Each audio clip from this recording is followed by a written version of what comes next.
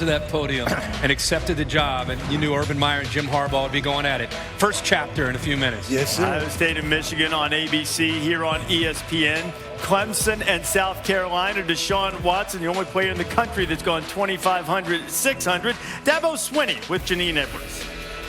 Dabo, you're looking for your 15th win in a row, and you're playing your 10th game in a row. What's the biggest challenge for you as head coach in preparing your guys for the rigors of yet another game? Well, I think the biggest thing, when you know ahead of schedule, and we found out early we're going to play 10 in a row, so just trying to manage the energy, manage the practice schedule and everything that you can do to just try to help them keep fresh a little bit. So I think we've had a good plan. Really have listened to my guys and great leadership on this team. But these guys are excited to play. A chance for a 12th win, and first time in 34 years here would be a great accomplishment for this group. Finish our regular season the right way. This is a rivalry game, bragging rights, and all that stuff. So. None of that stuff matters. Everybody's tired and all that stuff this time of year, so it's just about playing our best 4 quarters today. Well, when you talk about 12-0 in this rivalry game, this place in particular has been inexplicably unkind to you guys in recent years. And South Carolina is going to be letting it fly today. They've got nothing to lose. So what have you told your team to be ready for today? It's about Clemson.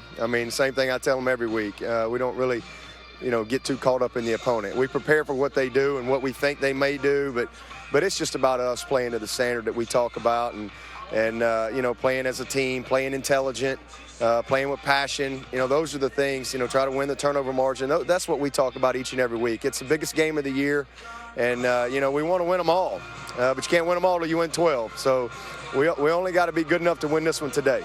That's right. Well, so far the methods are working perfectly. Guys, back to you.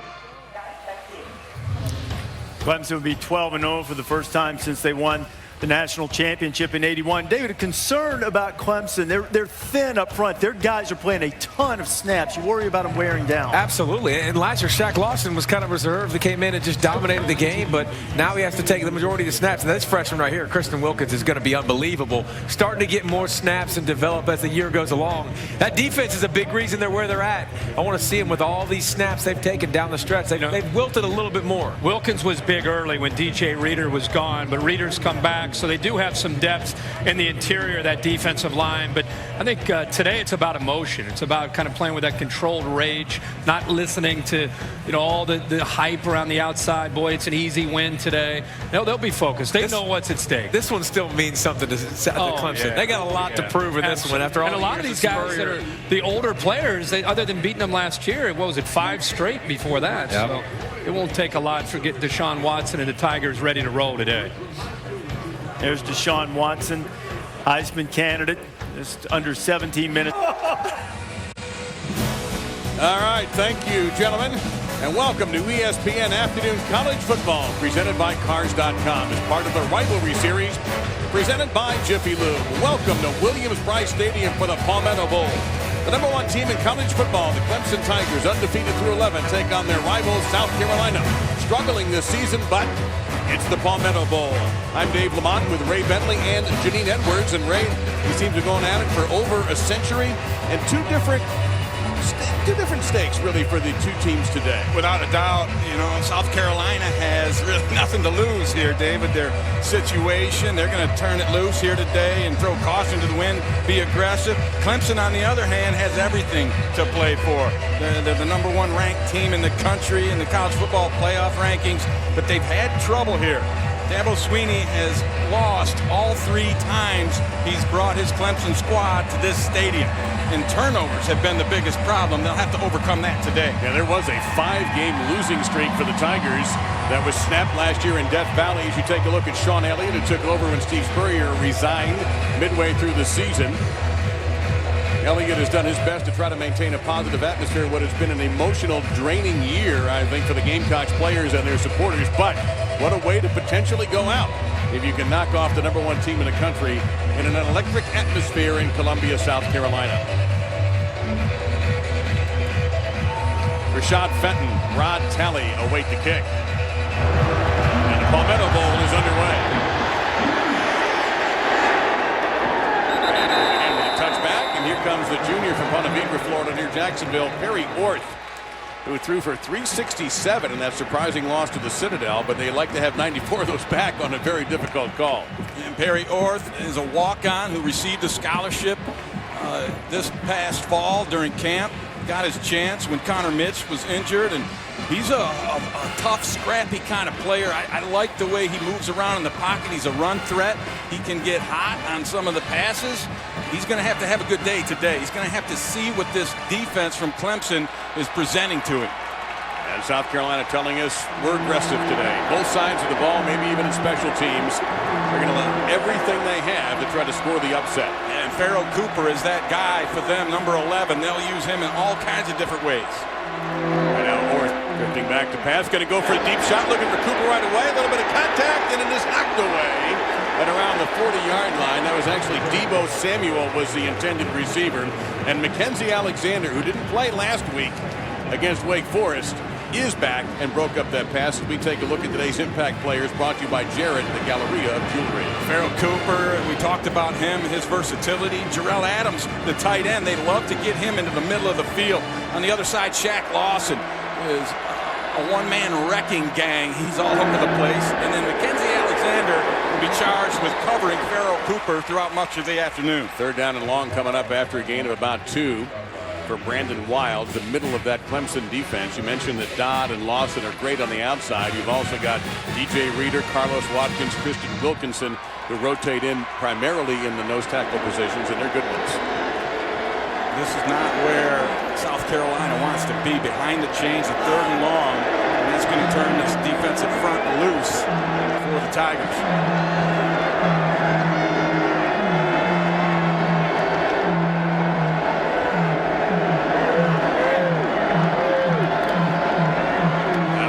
Orth with a quick throw down the field. There's a flag down to the 24-yard line. It's 4th and 8, but let's see what this call is. Trying to get it to Cooper. Illegal formation on the offense. Illegal formation, wipe it out. It'll be 4th down and 8 anyway. Orth threw a pretty nice ball there, just over the outstretched fingers of Pharaoh Cooper. An excellent coverage on that by Tankersley, which surprises me. Tankersley drew that assignment. Yeah, you're looking at Mackenzie Alexander as the highly regarded corner. However, Tankersley not terrible. No, he's been outstanding, really. Weird looking little kick.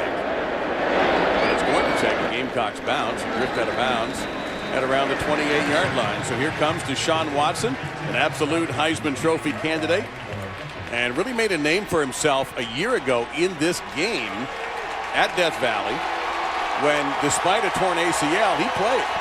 And he played well, Dave. It was incredible. He had been considered out of the game, and Dabo Sweeney said, I got to see you practice. And he went out there Tuesday and blew everybody's mind with how well he played. So Coach Sweeney was convinced that he could protect himself, and he not only did that, he had a run like that with only one ACL. He had a surgery a week later. It was just amazing.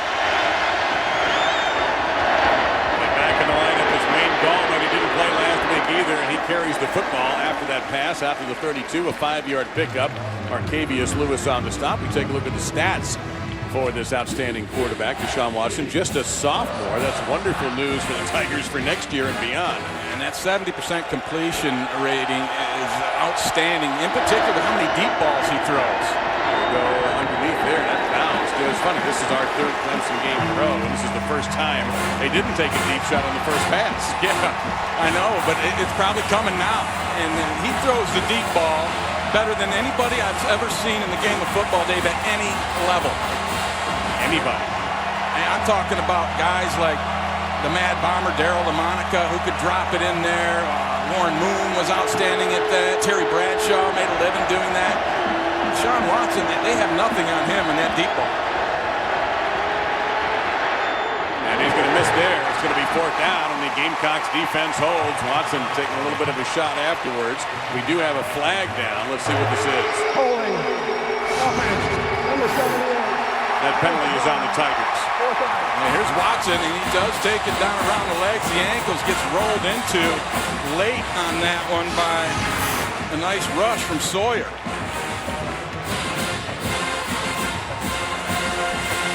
South Carolina has played decently defensively. Citadel kind of carved him up with the option and an old-fashioned approach.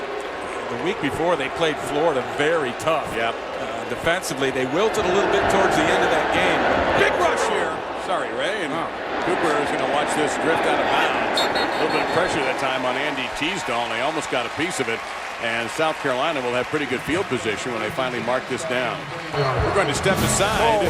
So far, it's been defense that's ruled today. 3 and outs to get things started.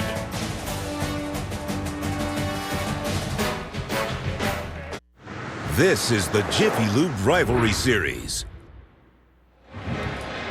You are watching the SEC on ESPN. What a gorgeous day in Columbia, South Carolina. We are very fortunate. We know some of our brethren working in some very icy and cold areas, but this is just an awesome day in the 70s in Columbia for this rivalry game.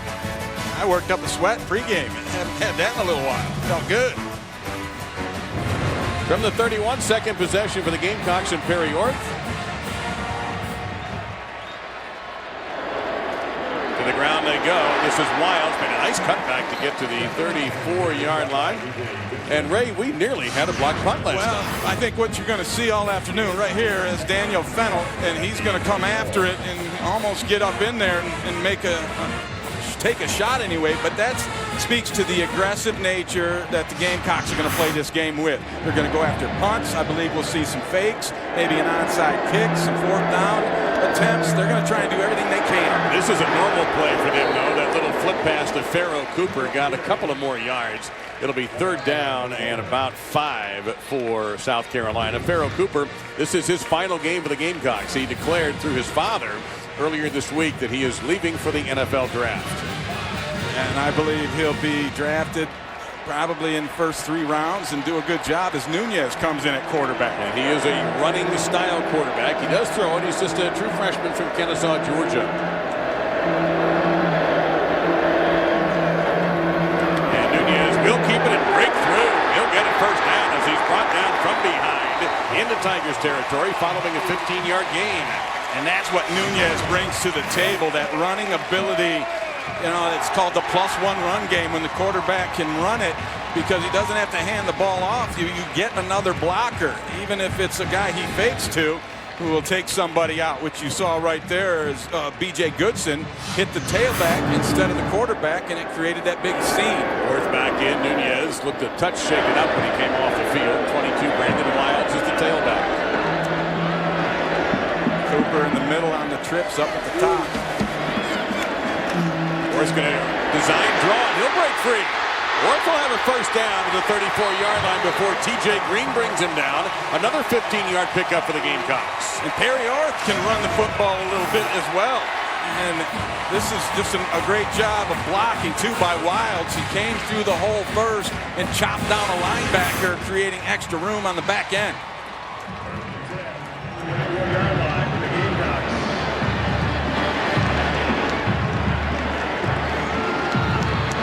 Cooper splits out to the slot. Number 11. The big playmaker for South Carolina. And whistles and flags and hold over here. The right guard looked like he had the hiccups.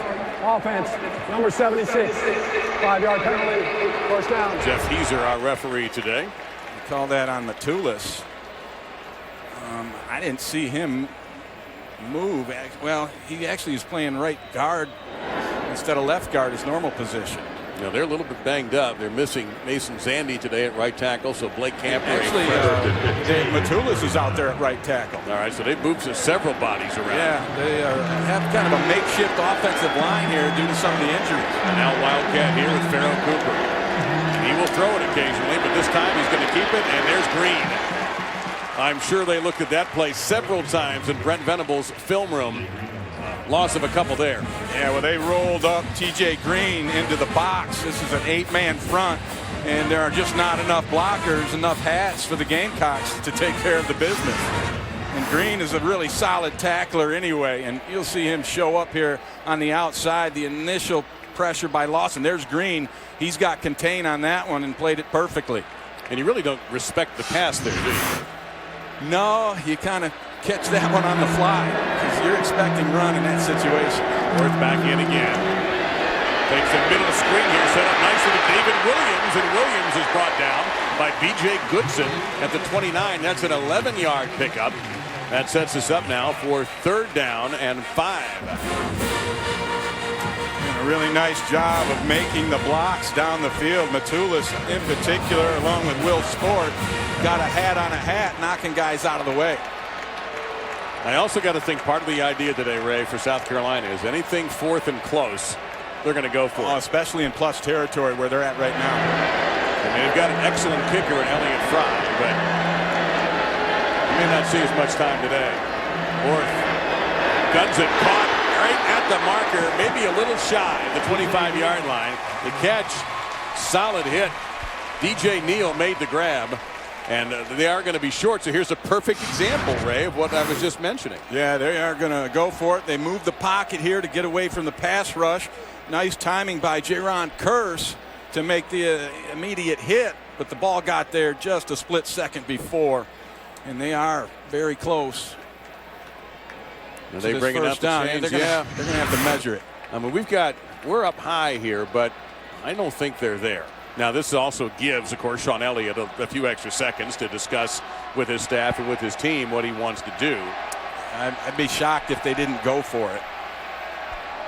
Even though points are nice, but with it as close as it's likely to be. Yeah, and they have 2 footballs down even funnier. They have the ball there where the hit occurred, and they have another football back at the left hash. Right, and that looks like a couple 3 chain links short. Yeah, I was pretty confident they didn't get it. But again, we've talked about this, and Sean Elliott has said to both of us, we're laying everything out. And why buy? I talked to Perry Orth yesterday, the quarterback. He said to us yesterday, to Janine and I, when he was dropped off to meet with us, I've got 26 hours left in this season. That's it. Why not play to win? And that's what they're going to try to do here. Yeah, you don't want to be desperate, but aggressive is just fine, and that's what they're being right here.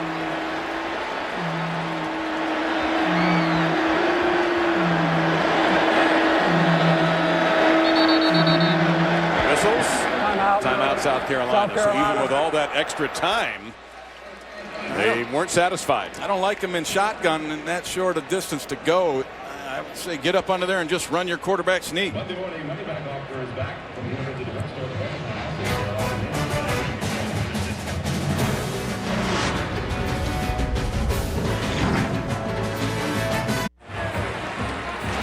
Celebrating its 11th year, sponsoring the Good Hands Field Goal Nets, Allstate makes contributions to participating universities' general scholarship funds for each field goal and extra point kick. To date, Allstate has contributed millions in scholarship funds. We look at 4th down and about a foot for the Gamecocks. Perry Orth is the quarterback, and this time he's under center. Yeah, you're going to get a quick snap quarterback sneak in my book. There it is. Did he get it? Oh, he got it, and then some. Did a nice job finding that little seam off to the left of his big center, Alan Knott. So we are 8 plays into this South Carolina drive. And you see the great job by the center of going low and really tipping Ben Boulware up on top of his head. The linebacker tried to dive over the top. And the quarterbacks, a lot of times when they see that coming, will get a lot lower than normal so they don't get picked off. Very well executed by Perry Orth. Farrell Cooper now takes his position and that Wildcat formation. And he will look to throw. Gonna lob it. A lot of contact from both players. No flag. 2nd down coming up as they went after an excellent defensive back in Mackenzie Alexander with DJ Neal. And Alexander just cut him off. He got in perfect body position at the top of your screen. You'll see it come into focus here. And there was really no way for Neal to get to the football. He had to go through the body of Alexander. I like that non-call because they're both hitting each other. Who could you have possibly called interference on there? Right, and you know, a defender is entitled to his position. Doesn't have to move. Orth is back in. A lot of pressure coming very quickly. Throws in. It is intercepted at the 5-yard line. Clemson forces the turnover. The interception by Adrian Baker. And Baker did what I call a slough technique.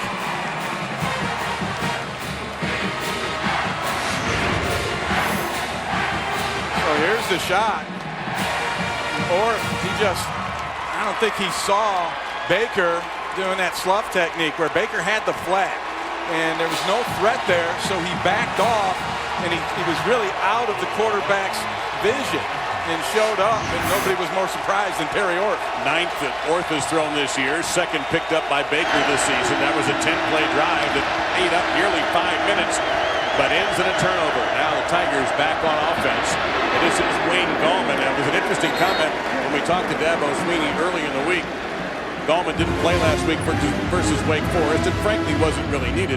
So we asked, how is he doing? And he said, well, he's about 93%. Yeah, he was pretty specific, and he is outstanding. He makes this running game go. Leggett is an outstanding receiver at the tight end position. Sky Moore is the #1 playmaker for this Gamecock defense. Watson will get close to the mark. Might be a little bit of short. Those impact players brought to you by Jarrah, the Galleria of Jewelry. It looks like it's going to be 3rd down without a measurement necessary at the 20-yard line. And the one guy I didn't mention was number 21, Isaiah Johnson.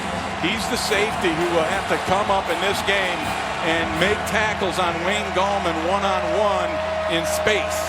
That is a tough challenge. And this might just be, and this is where Clemson can be a problem. You've got a 1,000-yard rusher at running back, and you've got a running quarterback who makes great decisions. Watson will keep under pressure, easily beats the defender, and he'll get a 1st down. T.J. Holloman came up and put the pressure on, but Watson, as he has shown all season, just plays under great control. Yeah, he attacked the edge and put those defenders over there in a little bit of a bind because there were receivers going out behind them. So they had to back off, and that opened it up for the run, and Watson made the proper decision. Scott going in motion with a pitch out. Gallman, and this is downhill running.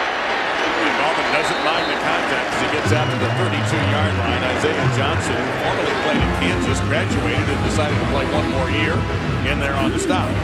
That's a 7-yard gain. And that's the battle right there that I just spoke of. And Johnson came up, made a nice hit, but it's still a gain of 8. Now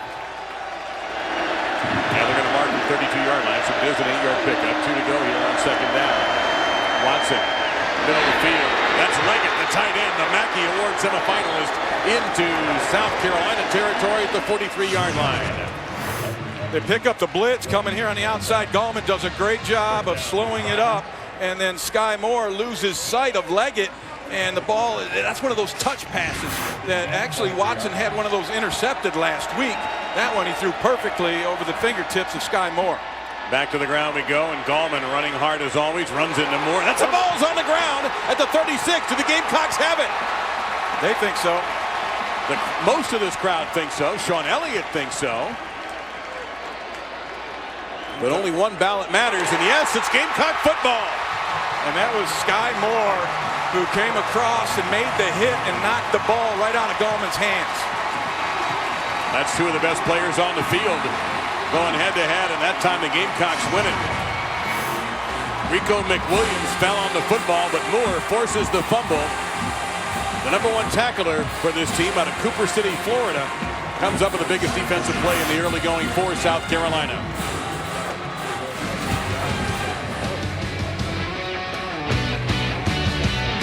No drama.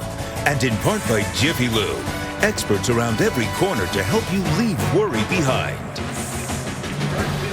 Senior day here in Columbia, and the last player to come out, not technically a senior, but playing his last game of the program, the brilliant wide receiver, Pharaoh Cooper.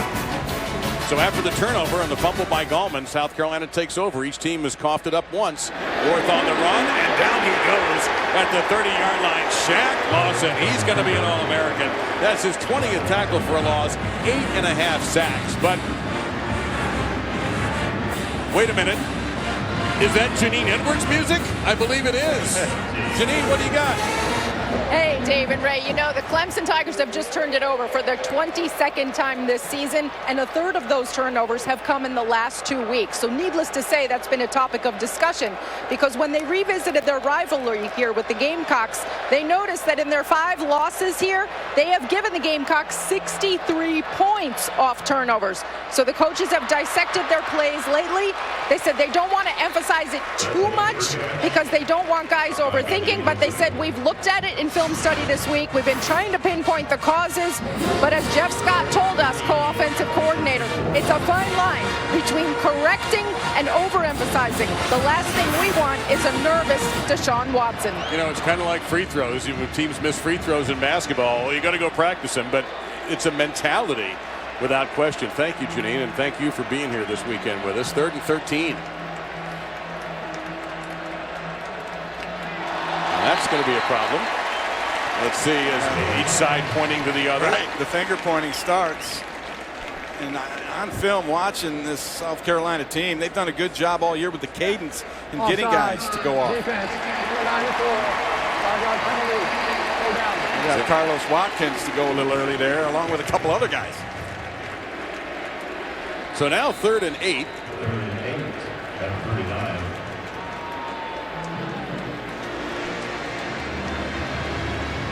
Under 4.5 minutes. Right now. Empty backfield set for the Gamecocks. Orth likes to run quarterback draw in this set. He's going to go down the middle of the field, and it is broken up at the 47-yard line. And it'll be 4th down as we head to the studio for our first of what I hope will be many visits with Adnan Virk. Oh, thank you very much, Dave. The Taco Bell studio update. One update was happening Georgia and Georgia Tech. That's Sony Michel, 34 yards, a touchdown. Georgia Tech up into Georgia and Athens last year, Dave. So let's see what happens. Back to you.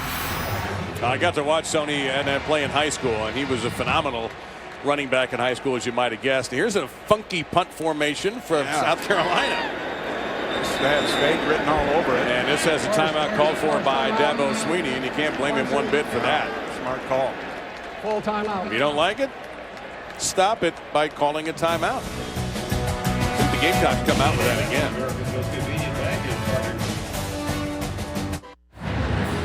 Gorgeous day in Columbia, South Carolina. We remind you today at 3:30 Eastern on ESPN is Christian Hackenberg, and Penn State looking for the upset when they take on number 5 Michigan State in East Lansing. The Spartans playing for a spot in the Big Ten title game. Their college football playoff hopes are very much alive if they take care of business. College football presented by Cars.com at 3:30 on ESPN, also streaming live on Watch ESPN. This will be a punt and a high kick by Sean Kelly. Scott makes the catch at the 16-yard line, 45 yards in length, and it seemed like he was about 45 yards high. Good punt. So turnovers are always big in every football game. Everybody knows that. In this series in particular, or even today, 1 each. But man, in the last 5 years, look what's happened to Clemson when they cough it up too much. Right, and then it led to those 63 points that Janine spoke of earlier, and that's a big hole to find yourself trying to dig out of. And it was a huge point of concern because of the history in this matchup and of the recent performance of the Clemson offense. Ballman, who just fumbled, gets the rock again, and he runs into some contact right away. Sky Moore, number 10, led the parade after a 3-yard pickup. It'll be 2nd down and 7. T.J. Holloman, number 11, also in there for South Carolina. This defensive line for South Carolina is of the penetrating variety. They try to get upfield and disrupt things as best as they possibly can, and they do a nice job of it. You see 92, Gerald Dixon Jr., 13 tackles last week against the Citadel. But back to the ground goes Gallman, fights off Holloman that time, and he will get to the marker, and it should be a Clemson 1st down, and a little yapping after the play with Holloman and Moore and Gallman. I think Gallman a little embarrassed perhaps about that football, that fumble that he dropped, I should say.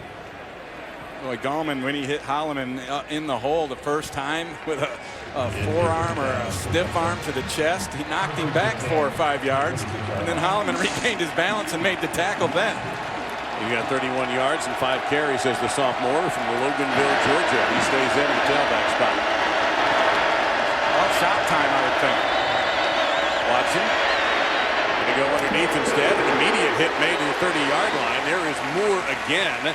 That time it was Jermone Hopper who made the grab. 4-yard pickup, 2nd down and 6. You know, we spoke with John Hope, the Gamecock defensive coordinator, and he said a couple of times we got to keep everything in front of us. He's well aware of the proclivity of Clemson to throw the ball deep and then the accuracy that Watson throws it with. And right now, they've got safeties back on every play. They've got an empty backfield set with the Tigers. Now pressure coming from the edge. Watson saw it and ran away into the other direction and avoids a big hit, and he'll slide safely. And it should be a first down. Boy, Watson saw that one coming. And that's one of the things that he does so well, is react on the fly. I don't believe that this was a quarterback draw necessarily. It was something he saw open up, and he just took off on his own, and he knew exactly where to get that first down. Holloman came in unblocked, but Watson ran by him. As Ernie Harwell used to say, like the house on the side of the road.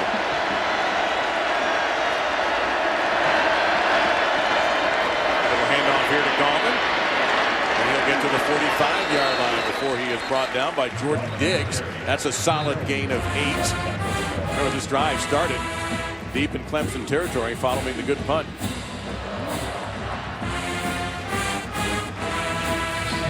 And there's nothing fancy about this drive either. Not yet. But they're getting into that field position where they can go ahead and take the wraps off a little.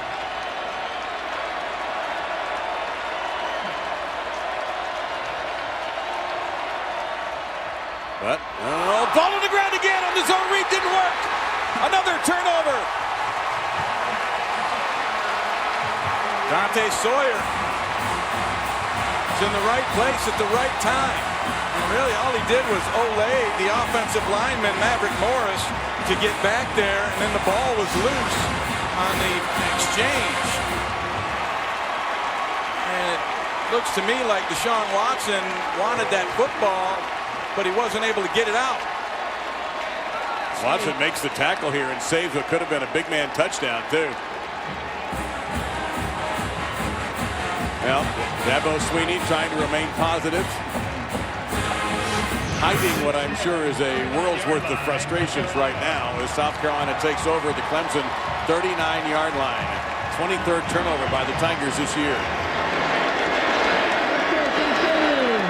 Nunez is the quarterback, and he is tripped up immediately, and submarining underneath there was Christian Wilkins, number 42, for no gain.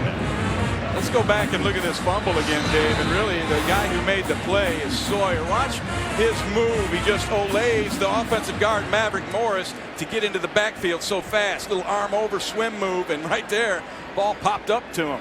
And you're right, Watson made a touchdown-saving tackle, I believe. I mean, it's possible somebody quick could have caught up to him, including Watson, by the way, as we have a player shaken up on the field for South Carolina. So we will step aside. This game 0-0, 1:42 remaining in the opening quarter of the Palmetto Bowl.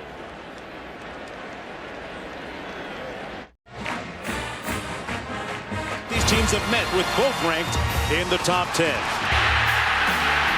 Touchdown! The Gamecocks have won 5 in a row.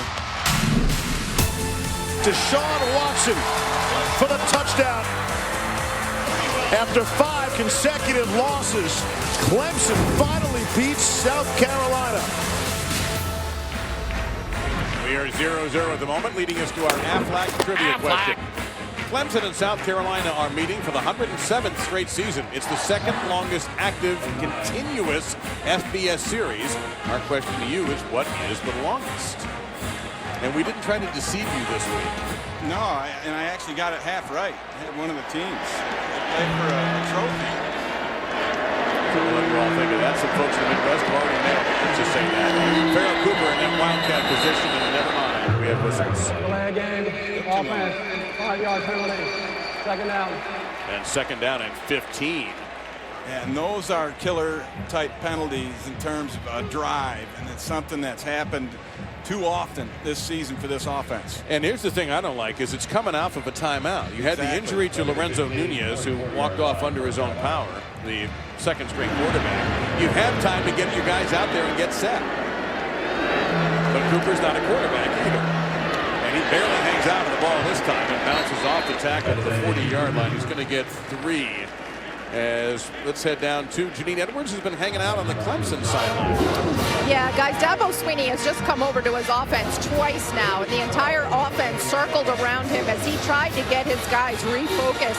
And Deshaun Watson has been sitting here not saying a word, literally with a dazed look on his face, not really talking to anyone. And, you know, this is something that Swinney had talked to me before the game about. He said, you know, we're playing our 10th game in a row.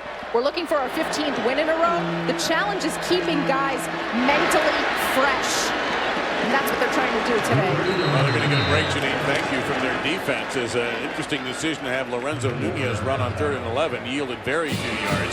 Ben Boulware, number 10, is in there on the stop. Now you've got 4th down and 8. And they're going to let the quarter run out and then make this decision on whether or not they want to go for it. 0-0 at the end of the opening quarter. The number 1 team in the country taking on their rivals who are having a down year but would love to keep that palm tree that goes to the winner of this game. They would like to get it back. They lost it last year to Clemson and Death Valley, but here at Williams-Brice, 0-0 after 1. The Tigers have coughed it up a couple of times on fumbles.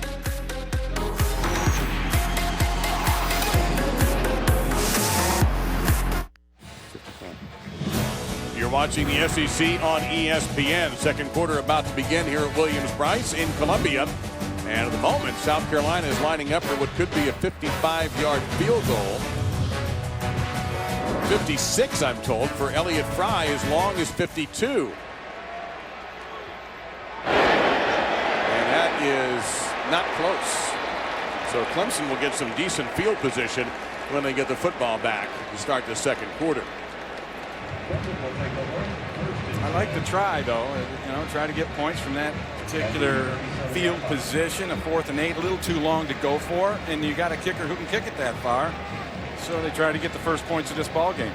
And some very benign conditions here today. The wind is no factor at all. You've got a beautiful day here in Columbia. So not a. I don't know. I thought they might go for the aggressive fake there. They talked about being that way, but so far, nothing too crazy. Deshaun Watson leads it out. Clemson's turned the ball over a couple of times. And very little there is the middle of that South Carolina defense that you counted, Ray. It'll be 2nd down and long. So we have seen a bit of a sloppy performance by Clemson offensively so far. Yeah, and I tell you what really surprises me is they have not taken a deep shot yet. They like to do 12 a game, 3 per quarter. So far today, have not launched it down the field. The longest play, a 25-yarder to Leggett. And that was only thrown about 15 through the air. Everything else, 8 yards or less. They got to open it up and go deep. Right now they stay on the ground, and South Carolina's defense hitting hard in this game, as you might guess when you have rivals who have a general disdain for each other. Gain of 4 there, plus many of these players probably have known each other since high school, even Pop Warner and Pee Wee days. Well, one thing that happens, Dave, the longer an underdog can hang with the favorite, the more confidence they get. And then all of a sudden that turns into better plays, and then you have yourself a ball game. Little screen pass blown up. That's going to be ruled incomplete. The call on the field is incomplete. Still a very good defensive play as they took care of the business. He got the blitz off the edge. And just, was untouched was Darius English. And then he pops it outside, trying to get the ball to Brooks. And there's a defender right there. Todd Gurley, TJ Gurley, I should say, not Todd Gurley, but TJ Gurley out of Cairo, Georgia, plays what they call the spur position, which is sort of a roving defender, and he rose right into that play. So 2nd 3 and out forced against the top team in the country. This is a pretty good kick from Teasdale. Fair catch, 20-yard line. That's where the Gamecocks will take over. So right now, most of the supporters in this stadium are pretty happy at 0-0. Or smartphone, use Watch ESPN. Just download the app or go to watchespn.com. Dave Lamont, Ray Bentley upstairs. Janine Edwards on the sidelines this afternoon. Terry Orth leads out the Gamecocks. And you've got a lot of orange and purple here today. Yes, you're going to have your garnet and black for South Carolina, but Clemson folks, a lot of them are here. Follow the number 1 team in the country. Here's David Williams breaking loose, and he'll get a big gain of about 14 before he's brought down by TJ Green. Let's head to our studio and visit with Adnan. All right, thank you very much, Dave. Just want to update you with Ohio State and Michigan. Ezekiel Elliott with 66 yards, and then they punched in with J.T. Barrett, 7-0. All right, thank you, sir. Appreciate that. We'll look forward to those updates all game long. It was a short gain that time again for Williams. It'll be second down, and we'll call it 9. Take a look at Orth, the junior from Ponte Vedra, part of a quarterback rotation. I was here in the spring when Connor Mitch was the big guy, and he started the spring game, played all right. Orth got some reps. Lorenzo Nunez hadn't even arrived yet. But Connor Mitch had the job at the beginning of the season when they played North Carolina and beat the Tar Heels for one of only 3 South Carolina wins this year. In week 2, he separated his shoulder, also had a hip injury, and that opened the door for Orth to get his shot. On a handoff, it's Williams again. He has flipped over at around the 39-40-yard line. Let's check in with Janine. If the Gamecocks are playing inspired football today, and the crowd is inspired as well, and you know, quarterback Perry Orth told the coaches he wanted to address his teammates this week alone. He said, I'm a fun-loving, lighthearted kind of guy, but when I spoke to my teammates, I was real serious, and it got their attention. I told them we have to lay it all out there. This is the last game that we'll play together as a group. This is the last game that many of us will play ever as football players. He said, we've got to play this with no regrets. We can go out and shock the world. And by gosh, guys, it looks like they're trying. Well, at this point, I think a lot of heads have been turned already, Janine, by this 0-0 score early in the second quarter. However, it's 4th down and 6 as Orth missed on the long throw, trying to get it to Debo against Dabo. It's 4th down. Orth will miss those things sometimes. You can see it drives him crazy. It makes his coach a little upset, too, because that's one they have to have. That was wide open. Samuel was in front of the receiver. That's moved the chains and really start things happening here. There is no one back deep right now for Clemson. They come to rush, and it's going to be a rugby-style kick, so it's going to be a race to see who gets to the ball. And South Carolina will down it inside the 20. So far, the one thing the Gamecocks have done is they've thrown out quite a few weird-looking punt formations, but at the moment, Ray, we are 0-0. Yeah, and boy, they missed one there. Carolina moving the ball down the field. They got a chance on a 3rd down, man wide open, and Orth just overshoots. And Coach Elliott lets him know.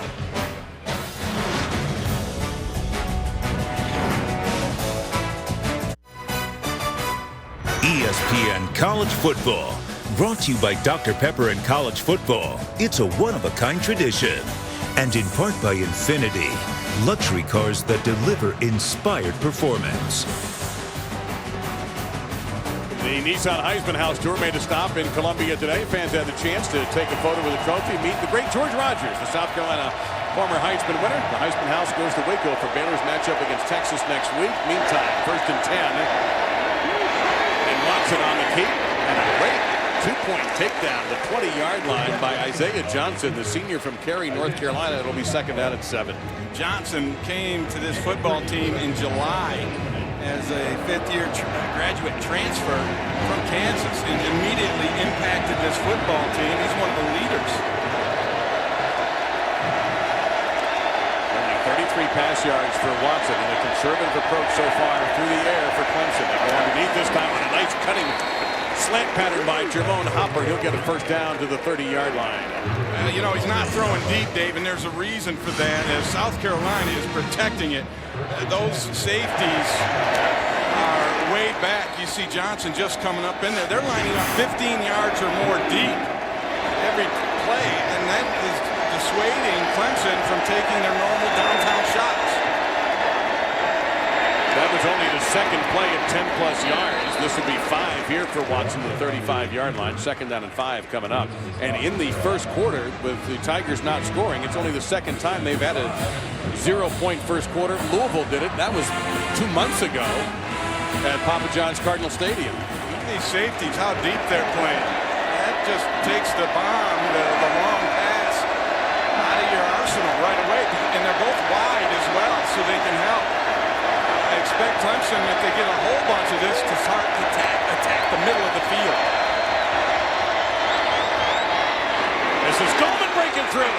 Beautiful Beautiful cutback, and he'll get into South Carolina territory. Fighting off tacklers till he gets inside the 40-yard line. Johnson finally brings him down. It's a 27-yard pickup.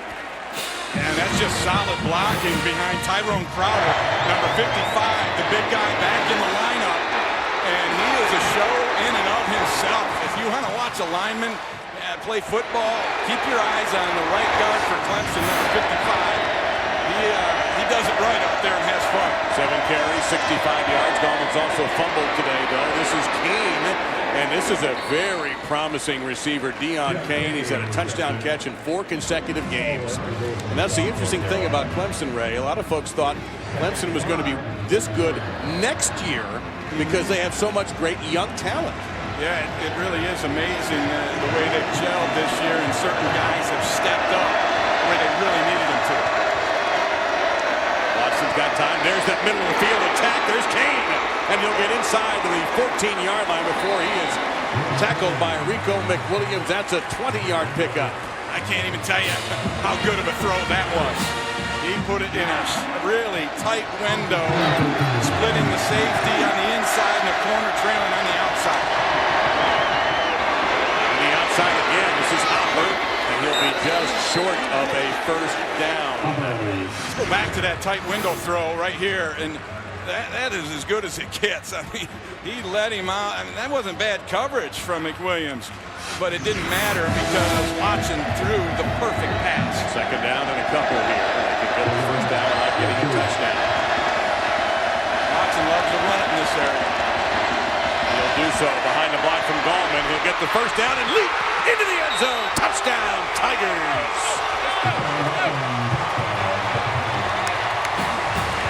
Got it going a little bit now. Had a good block by Gallman. He came up and hit Sky Moore right on the edge. Right, you see Gallman right there. He hits Moore, and it really cut off not only Moore but Isaiah Johnson as well, and it gave the edge to Deshaun Watson. 8 plays, 83 yards, 3 minutes and 12 seconds, and the Tigers figured something out that time. A nice mix of running and passing on that drive. So a little bit of the best of Deshaun Watson directing that Tiger offense down the field with his arm and with his legs. And his legs is what got him into the Hollywood end zone here, coming right at you. Watch him finish this thing up in the air. That's how they do it at Clemson.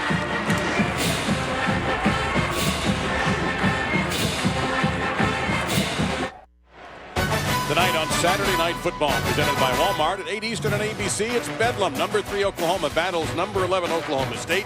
The Sooners can clinch the Big 12 championship with a W. The game is also streaming live on Watch ESPN as part of the rivalry series presented by Jiffy Lube. It also could be doubling as the NHL Outdoor Classic based on the weather conditions that are being reported in Stillwater. This is Fenton from the 2-yard line, trying to get to the outside, breaks a couple tackles. He'll be fighting for some extra yards and get to the 26. Let's go back to this touchdown. Here's the center, Jay Guillermo. He's going to pull and get a block.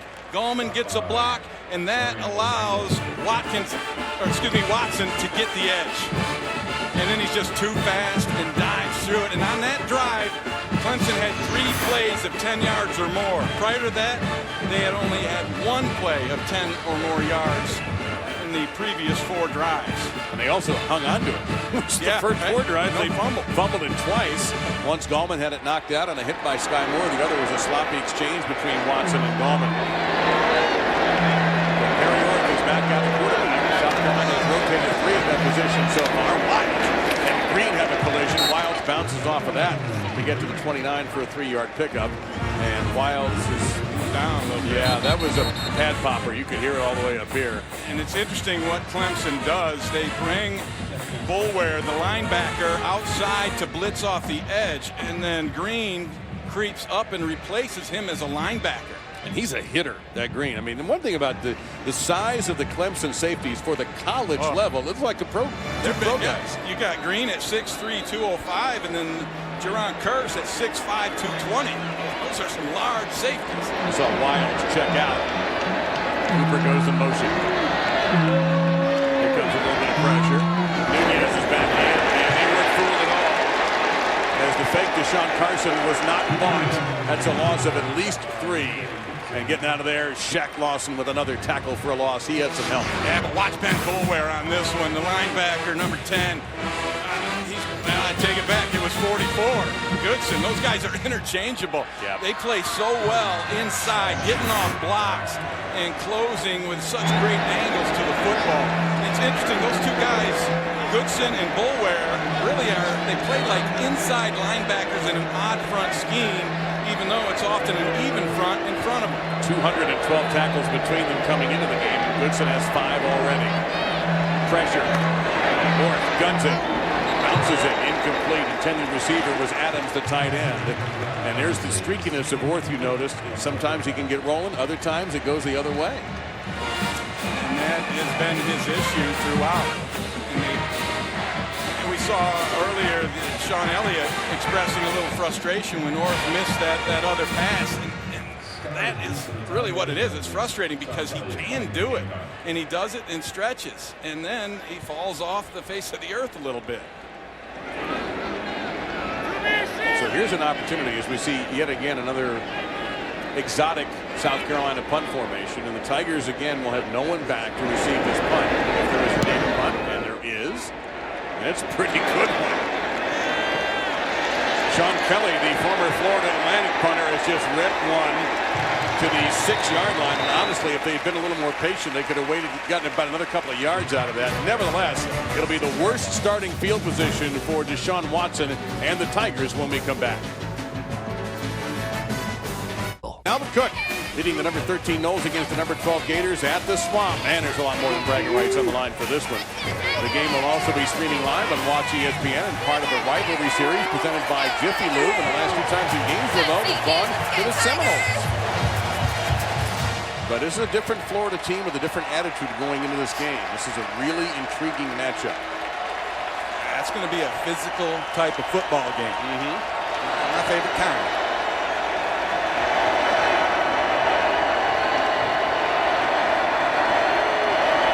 Watson again reads off that pressure. He's just running in the direction of the blitz as they go by him.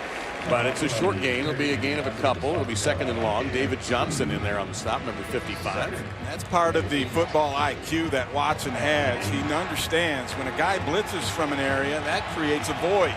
And so if you're going to run it or even throw it, that's the area you want to attack. Leggett goes into the backfield. Gallman will follow the improving blocking tight end. And Gallman takes a shot, but he's not going down. It's a first down, and there's a yapping there between Jordan Diggs about a message for Gallman. But bottom line, that's the Tigers' first down.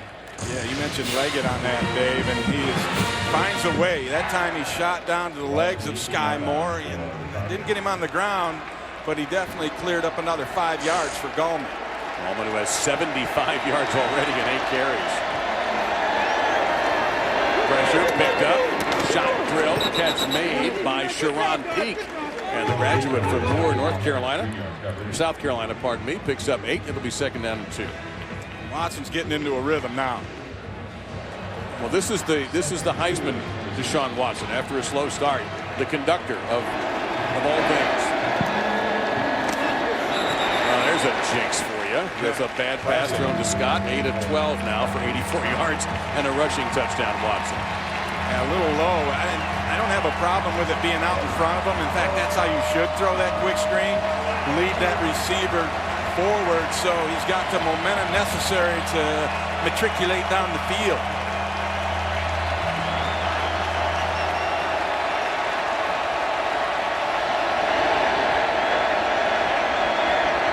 Third down here.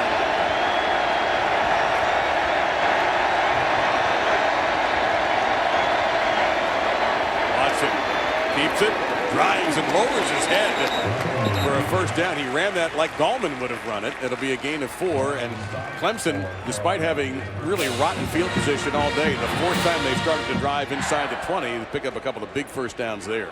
And that was an audible. Watson changed the play at the line. He saw an advantage of running the option to that weak side, and sure enough, it was there for him.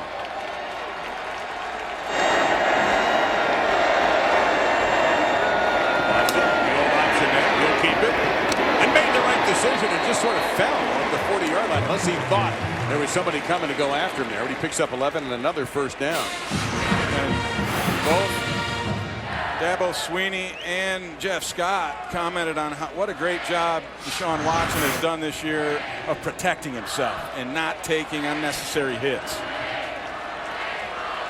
Watson with 11 carries, 41 yards, and a touchdown so far. Fling it there, caught. Scott. And he'll be marked down to the 46-yard line following a 5-yard gain. That's the first grab of the day for their leading receiver, Artavis Scott. Came in the ballgame with 74 grabs, and he's an essential part of this offense. Got to get him going a little bit.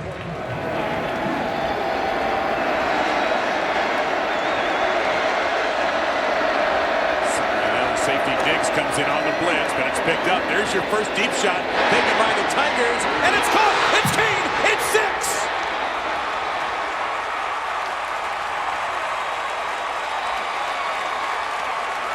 Well, it took a while, but it was worth waiting for. Just a perfect throw. I'm almost indefensible. The defender for the Gamecocks was right there in the hip. But there's nothing he could do about it because this ball is thrown, caught. Got inside position, and it was, I mean, Kane didn't have to change his stride, adjust, or anything. It was just perfectly thrown in there from about 50 yards out. Al Harris Jr. had a chance. He's there. You're right. I don't know how you can be mad at Harris for that coverage. But back-to-back touchdown drive by the top team in the country, putting them up 14-0 in this Palmetto Bowl as they try to win back-to-back against their rivals after having lost 5 in a row before that. That was an 8-play, 94-yard drive in 2 minutes and 53 seconds. So field position's been bad for Clemson, but it hasn't mattered the last 2 times. And they have gotten Deshaun Watson rolling now. And, you know, Janine talked about his mindset. It looked like he wasn't really into it, but sure enough, he was just getting himself focused. In the last 2 drives, he's been solid and spectacular. This is an unbelievably great throw. And I see it every week when Watson goes back for the deep ball. None of those are wasted downs where you see a lot of teams will do it just almost to just move the safeties back and create a little running room and just put the defense on notice. Hey, we can throw deep. When Clemson does it, they're trying to put the dagger right in the heart. And nobody's more accurate than Watson. Patience by the play calling, too, and not trying to force something that wasn't there. And sometimes we give coaches too much credit. Other times, probably not enough. Great point, Dave. And I'll tell you what opened that up was the success that Gallman has had running the football with 8 carries, 75 yards. They have to move people up into that box, and they'll run it all day. Is that ball going to hook out of bounds? No. Fenton's going to have to do something with it. On this grass field, it'll be tackled at the 20-21-yard line. So you're probably wondering what we're doing at halftime. Only one man has the answer at Denver. That's how you tease it, Dave. Coming up in the Lexus halftime report, a week after Ezekiel Elliott expressed public frustration with his role. Touchdown today. Buckeyes right now have a comfortable lead against Michigan and the Big House. And also rivalry weekend. We'll be talking about Bedlam. Also Frank Beamer right now not looking great for Virginia Tech and probably his final game. Let's matriculate back to you, Dave. All right, Adnan, thank you very much. So it's now Lorenzo Nunez. South Carolina has used Orth, Nunez, and Cooper at that position. Nunez going to throw under pressure. He just freezes. Down he goes. You name your favorite Clemson lineman, but it was mainly Watkins in there, along with Lawson, also B.J. Goodson, and they're all down there for a loss of 11. It'll be 2nd down and 21. And Carolina blew the protection on that pickup because nobody laid a hand on B.J. Goodson. And he's going to start off, and the whole line slid away from him, and he shows up along with the help from Watkins. So Watkins will pick up a half a sack. Goodson will pick up a half a sack. Carson, the tailback, number 7. It'll be Nunez trying to make something happen. Made one miss, and Nunez takes off down the middle of the field to the 45. Into Tigers territory and finally brought down by T.J. Green.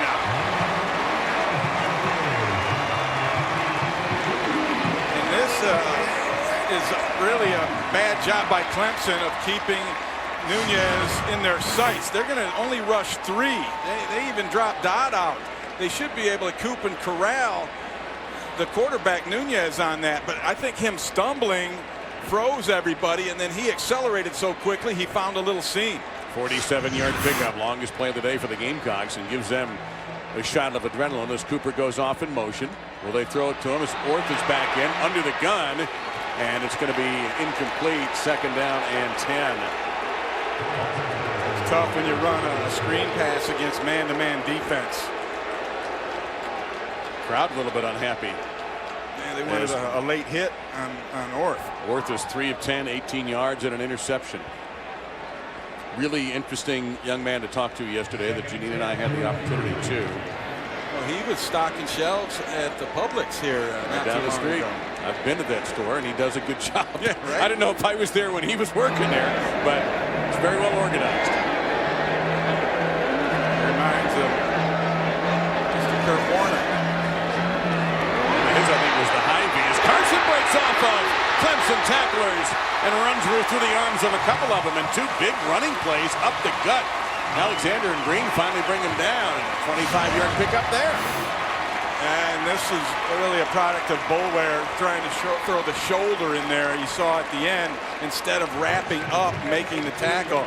A double minus for Ben Boulware on that play.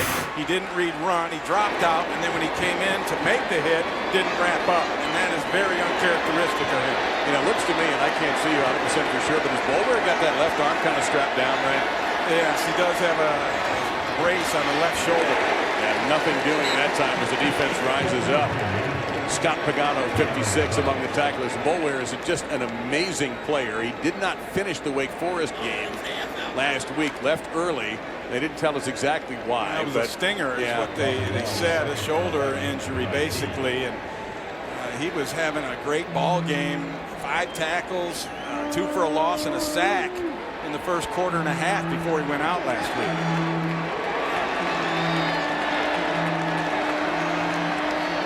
Orth. This is Cooper, double pass. Cooper is in trouble, and down he goes. Oh, B.J. Goodson destroying the play.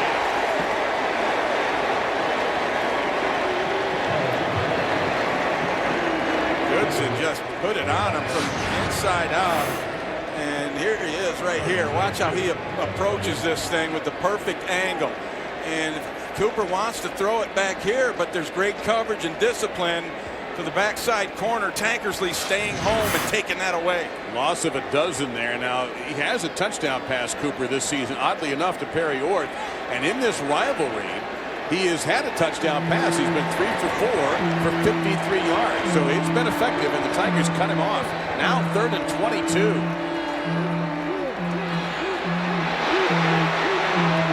Orth the lob here. Oh, beautiful throw by Orth. And that is a first down, I believe, to Farrell Cooper. It is inside the 10 to the 6. And what makes this play work is the protection. And here it is coming at the end, and Cooper came all the way from the other side in the slot.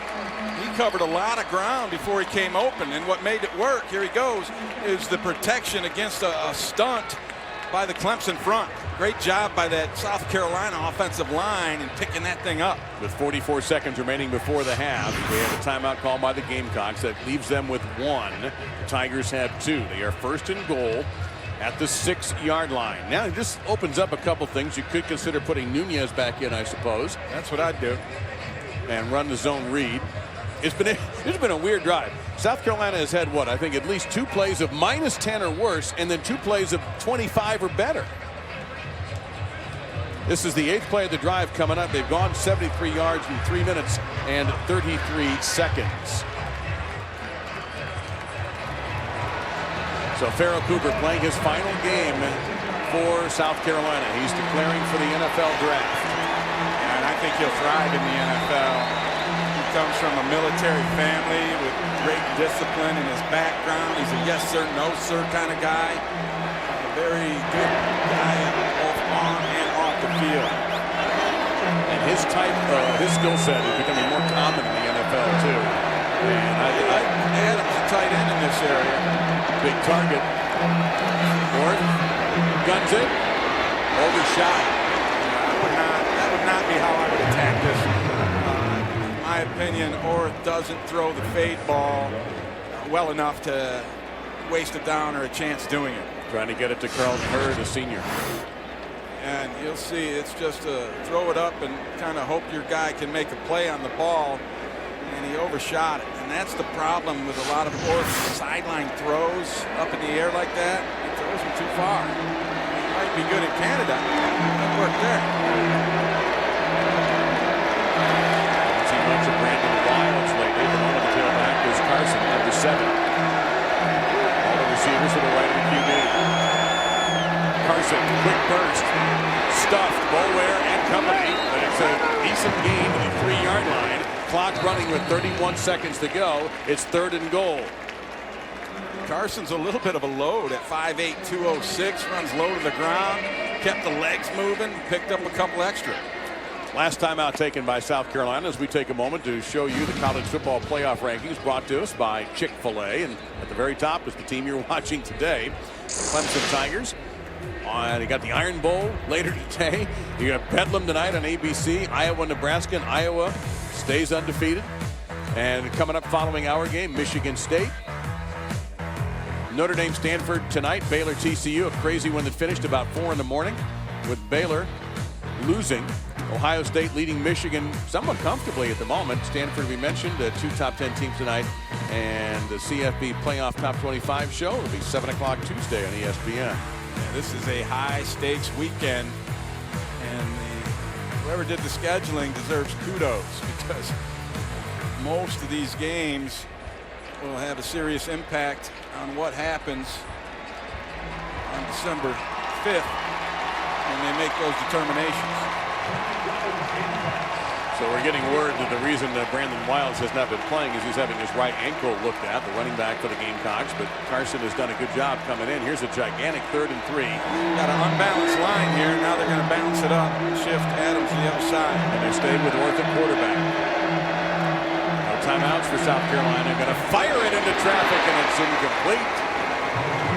4th and goal, and now the decision here for Sean Elliott. You take what should be it is a chip shot field goal attempt to get something on the board, and that's the call. Definitely do that. I didn't like using Orth in this drive. Not necessarily in this drive, but when they got it down there, you know, in the scoring zone, I think Nunez would have been your better option with the quarterback running stuff. So on for his 2nd attempt of the day. Elliott Fry, this one 35 yards closer than the one he tried before. This one from 21.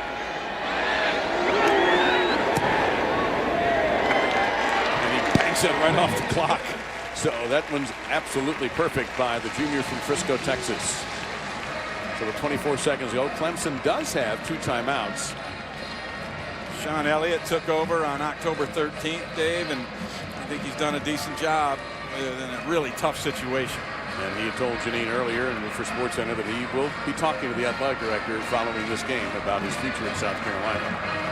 A lot of rumors about that job. However, where that's going to wind up.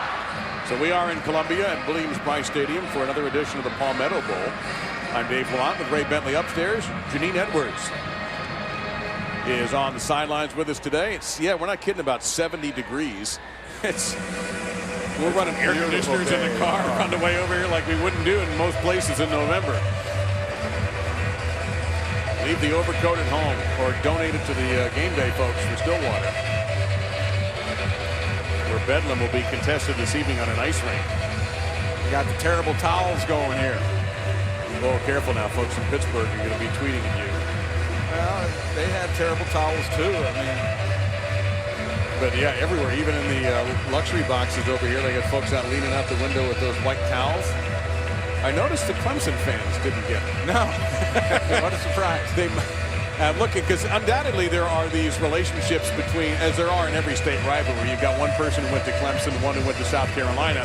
In the same family office. Oh yeah. They had, you know, my daughter went to Clemson, but my son went to South Carolina, that kind of thing. So it'll be a touchback to the 25-yard line. But this is one of the longest running histories in college football. 113th. Clemson leads the all-time series. However, in recent years, it had been South Carolina, and Steve Spurrier loved to verbally torture the Clemson fans. He's not around to do it anymore, and he couldn't do it last year anyway when Clemson beat him in Death Valley. And this is the first time in the history of this series where either team has been ranked #1 coming into the game. It's also the largest disparity in records between the two teams. The previous being a 5-game difference. This one obviously an 8-game difference in terms of wins and losses. Tigers going to take a knee and head to the dressing room. South Carolina will do the same. So 14-3. The Gamecocks did get on the board late. However, Clemson will receive the second half kickoff. And the Tigers, after a slow start offensively in the first quarter, came back with a couple of beautiful drives to take this lead. We're going to step aside and turn it over to Adnan Virk, Danny Cannell, and Joey Galloway in the studio. Alongside Danny Cannell and Joey Galloway, I'm Adnan Virk. Deshaun Watson, 85.8 total QBR this season, 4th best in the FBS. Wait a minute, is that Janine Edwards' music? She's here with Dabo Sweeney. Dabo, this game got off to kind of a slow start for both teams, but what do you chalk it up to on your side? Well, we turned the ball over. It's just some missed exchange, and hey, that's football. We were able to overcome it. Got a nice rhythm in the second quarter right there. Had a couple nice drives that we killed with turnovers, but defense is playing really good outside that one drive right there. But hey, that's rivalry football right there. Well, I know it's a fine line between making corrections and overemphasizing the turnover thing, and I know that's been a topic of discussion this week. So what will you say to your guys at halftime? Well, we're going to get the ball. Let's go down and score, and let's just be who we are and do what we do and do it together. That's all I ever talk about right there. Defense is playing good. Offense has found some rhythm. Special teams has been solid. We just got to keep playing. Thanks, Dabo. What's next? Next is more questions and answers. It zigs when others zag and takes a chance to give everyone a chance. Next does things that can't be done and makes a home that runs on sun. Next harnesses the air and sea and makes our water toxic free. Next heals the heart and makes paint that's smart and sees the past. Change what comes next. Next runs, plans, wins, and refuses to stop. What's next? It's bold, it's strong, and it is orange. Clemson, we are ready for what comes next. This halftime report is presented by Lexus and their pursuit of perfection. But it was ugly for SMU. Kevin Spacey just chilling in that movie. All right, Deshaun Watson and Deon Cain. Deon Cain, excuse me. A little case of Paw Patrol. 14-3 Clemson. Dave Lamont, Ray Bentley, Janine Edwards. Second half calls coming up. Welcome back to ESPN Afternoon College Football, presented by Cars.com as part of the rivalry series presented by Jiffy Lube. Gorgeous day in Columbia, South Carolina for the Palmetto Bowl.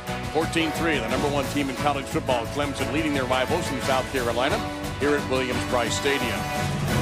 And with Ray Bentley, I'm Dave Lamont. We'll hear from Janine Edwards in a moment. But Ray, the first half started very slowly for Clemson, particularly on the offensive end. But we saw the real Deshaun Watson in the second quarter. We did, and I think he got helped out by Wayne Gallman's running ability with the 8 carries, 75 yards. It forced South Carolina to move them safeties up a little bit. And as soon as they did, Watson took his shot, and he found Cain and for the long pass. And that, I think, got them where they want to be. They started to feel it much better in the second quarter. And South Carolina not being able to hit on too many big plays in the passing game. They did have a couple of big runs to set up that field goal drive at the end of the second quarter. But it'll be Tigers football as we begin quarter number 3. Clemson a half away from being 12-0, only for the second time in school history. The last time they were national champions for that. They won the Orange Bowl and won the 81 national championship for Danny Ford. Touchback, and we'll get things going from the 25-yard line. So let's take a look at our Jiffy Lube expert analysis. You bragged about Deshaun Watson's throwing ability, and he really showed it off here. Well, he did on this deep ball, and it's going to start out. This is his receiver that he's looking for right here. Just going to be a go route down the field. And it's the first shot that they took in the entire ball game, but they caught the safety up, so he had one-on-one coverage. Another big part of that deal is the block here by Gallman, as he just protects that edge and hits Jordan Diggs and knocks him right back. And we go to live action with Gallman getting a couple of hard-earned yards out to the 27-yard line. Gallman did not play last week. And let's get a report from the South Carolina perspective on this from Janine. Well, Dave, Sean Elliott told his team at halftime, we have 30 more minutes to play as a family. I want you to play like your hair's on fire. He told me our bread and butter in that first half was protecting the long ball, not giving it up. So they're hoping to put pressure on Watson with just 4 guys still. Couple of updates. Tailback Brandon Wilds is out for the remainder of the game. So that's one option on offense that the Gamecocks have lost. Another option they may employ is quarterback Connor Mitch. He was warming up earlier in the game. Elliott told me if Orth keeps missing throws, they will go to Mitch, who hasn't played since the second game of the season. Yeah, that's been an interesting story, Janine. Mitch began the spring as the #1 quarterback in South Carolina, started the season as the #1 quarterback, got hurt twice, and since then it's either been Nunez or Orth, mainly Orth. Saw Watson run for 16 there, little pitch off here to Scott. That'll be a pass, and Scott down the sideline. Breaks through, and he's finally belted and lost the ball. Now, is that a fumble or was he down? It doesn't look like they blew a whistle.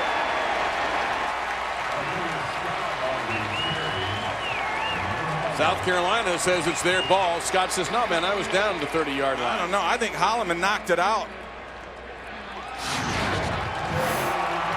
Watch, Holloman's going to show up right here, and he just rips the ball.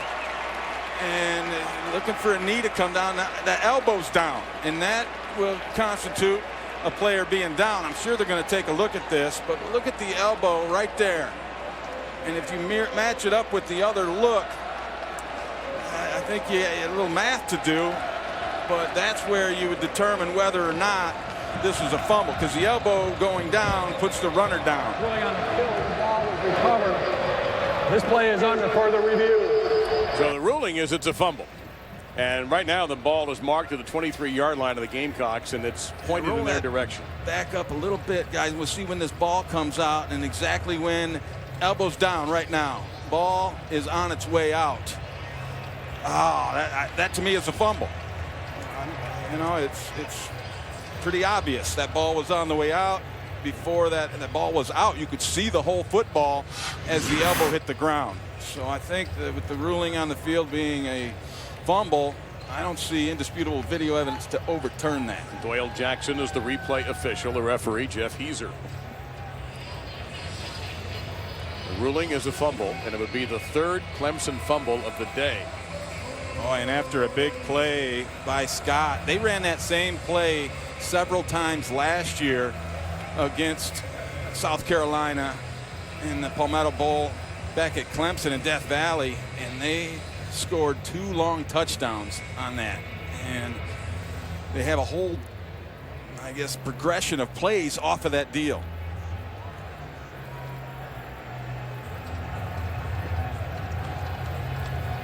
So we'll take one more look at this. Yeah, we've 2 got ways. it synced up here.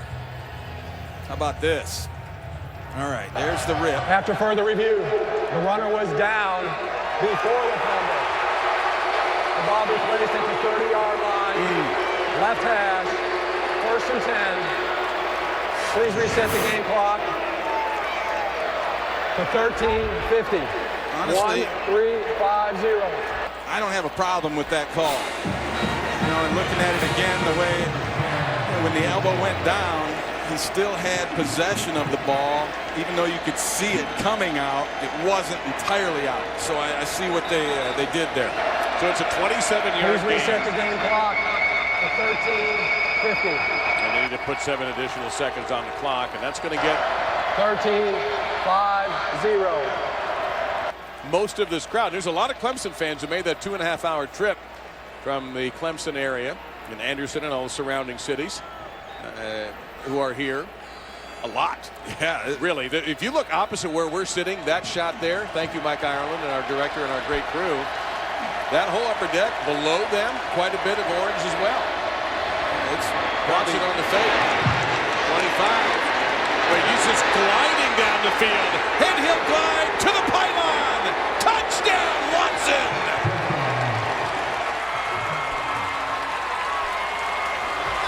He's so good in the open space. He got a great block from Renfro. He got... The question is if he went out of bounds or not. Scott gave him a block, but he had a safety blitzing, and he just shook him with his own deal. Looks fine to me. I think this is a stand. That's a touchdown. It will be reviewed, but some reviews always take longer. And it's I think that's going to be a touchdown. I don't believe they're going to go to the headset here. That's the second touchdown run for Deshaun Watson today. Watson started this thing right at the beginning with the pump fake because he had a blitzer. Defense. Penalties decline. He had a blitzer coming to try to get him off the edge, and he just shook him up. So this play stands, a touchdown from Watson, and Clemson starts out this second half rolling.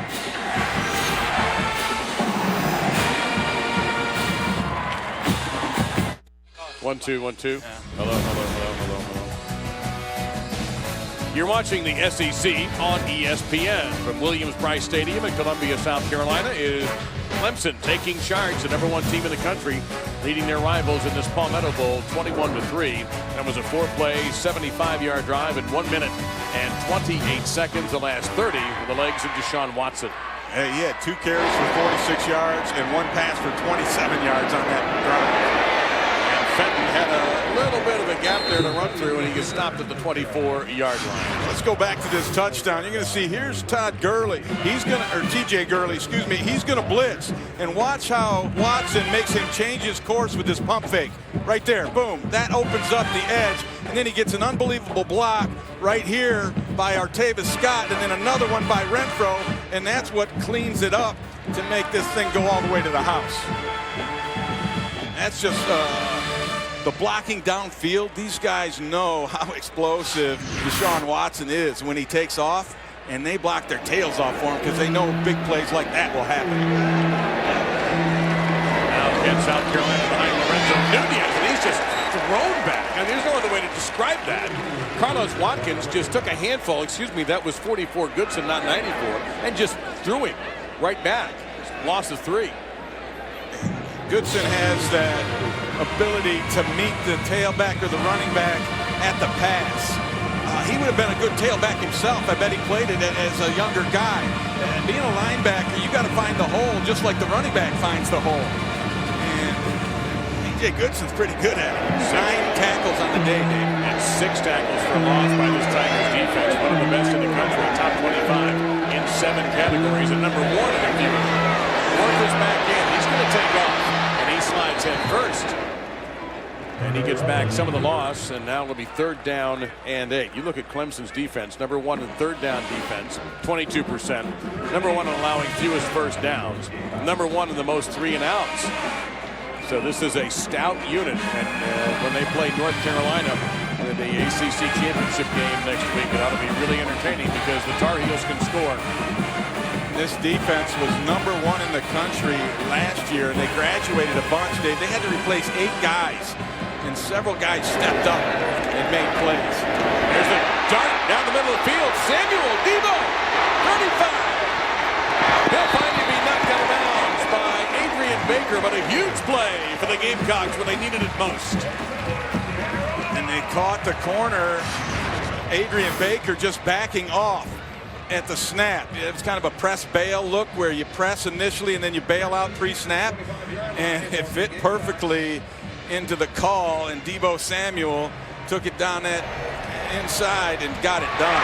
Redshirt freshman from Inman, South Carolina. Now Nunez is back in at that running quarterback position.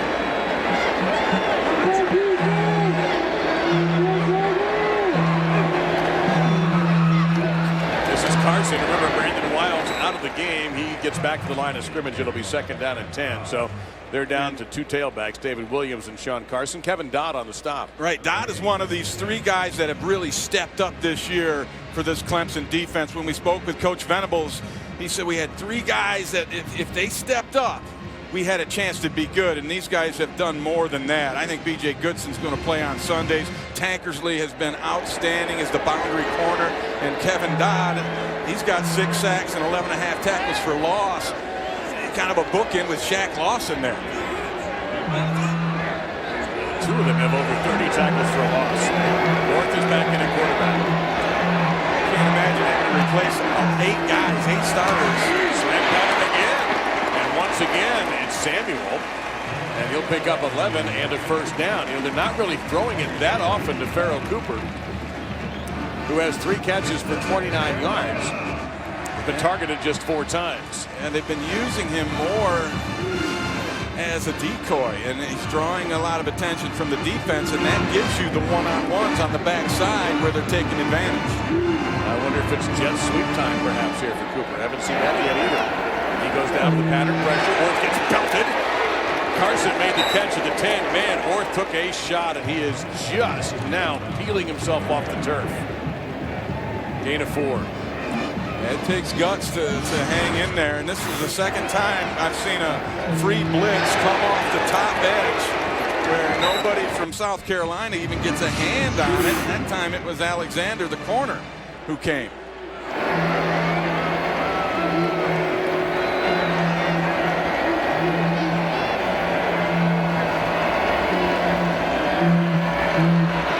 Nunez back at a quarterback. He gets inside the 5.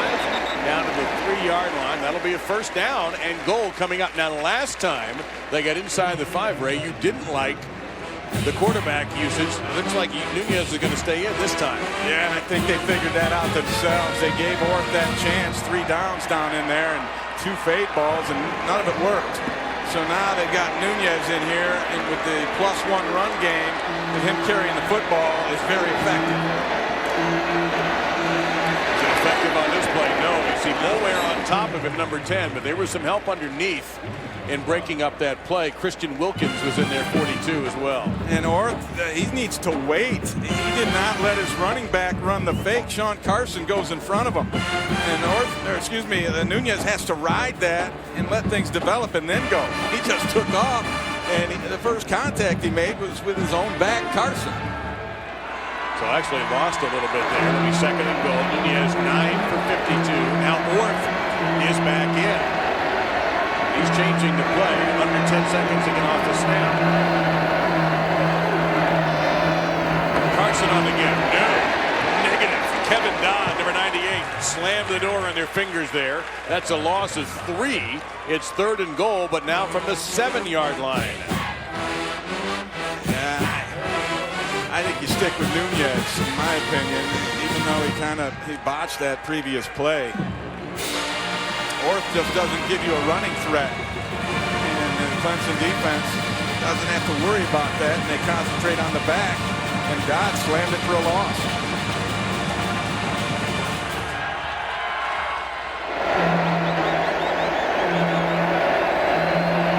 Clemson brings pressure.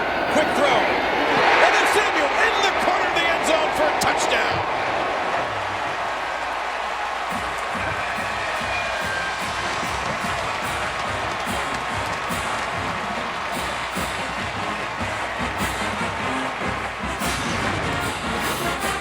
Watch the coverage right down here. It's Tankersley working on Samuel. And that was the perfect throw from Orth. That made all the difference. There was no help. It was one-on-one.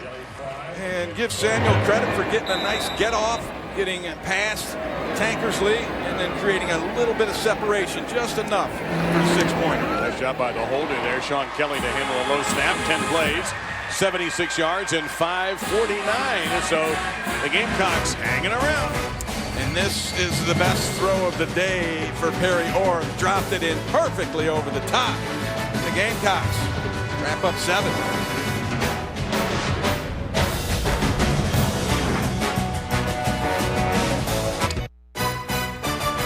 ESPN College Football, brought to you by Cadillac. And Jiffy Lube, experts around every corner to help you leave worry behind. The many sides of interim head coach Sean Elliott, who took over partway through the season when Steve Spurrier resigned unexpectedly and been thrust into a very difficult situation. They've won 1 game, lost 4, lost some that I'm sure they feel like they could have won. The Citadel game last week when they had a 94-yard touchdown pass called back on a penalty. And he mentioned how tough they played a very good Florida Gators team. Yeah, they lost some heartbreakers. They played Tennessee right down the wire. Well, let's check in. We're 21-10 with the #1 team in the country. The other game of the day to keep an eye on. And then Burke will tell us about Ohio State, Michigan. Thank you very much, Dave. J.T. Barrett to Jalen Marshall. Second straight week. Marshall with a terrific touchdown reception. His 5th touchdown catch of the year. 3 long touchdown drives. The Buckeyes are up 21-10. It's early in the 3rd quarter on ABC. Dave? All right, thank you, Adnan. That's always fun, that game. And this one is, too, a natural rivalry between these two. The Palmetto Bowl. Deshaun Watson leads out the Tigers. He's run for 2 touchdowns today. Ballman, nowhere. T.J. Holloman, number 11, shut it down with some help from Kelsey Griffin, number 94. 2nd and 10 coming up. We just showed Coach Elliott, and I think he's done an admirable job in what was really a really bad situation he got put into. I'm trying to wrap my head around what Coach Spurrier did. I just don't get it. Watson felt the pressure and just takes off. 30 slides. That should be a first down. He is right at the 35-yard line, so that most likely is going to be a 1st and 10. Just to finish up my thoughts on that, Dave, you know, 2 of his sons are on this coaching staff. I've coached with my own sons as well, and I just could not imagine walking away in the middle of a deal for no good reason. I just don't get it. This is Gallman. He will pick up just a yard there. Holloman meets up with him once again. Janine? Guys, you know what? I spoke to Steve Spurrier Jr., his brother Scott. They both coach together here, as you said, and he said they did not see it coming when their dad resigned, which I find interesting. And Steve Jr. told me, you know, I've been an assistant under my dad for 15 years, and it's strange because now he's just dad to me. And when I asked, do you think your father will ever coach again in any capacity? He said, I do not think so. I see him involved with football, but not as a coach. And he said, it's been hardest on my mom. She's just lost because she was very involved with the team. Thank you, Janine, very much. You never think about that sometimes, the effect that the coaching has on wives and families. Steve Spurrier does leave behind a Hall of Fame career as a player and as a coach. National champion at Florida, 1996, Heisman Trophy winner there. Entertaining for sure. Yeah, but a head-scratching exit that I don't understand and think it's kind of not a good thing. It's been pretty well blocked, but Deion Kane making the grab, brought down by Rico McWilliams. And, you know, when we talked to Perry Orth yesterday, we asked him about what kind of a year it's been. He said, you know, I came here to play for Steve Spurrier. And you know, it's been, and who didn't out of this bunch? Right. You know, that's one of the reasons you come, you play for that head coach.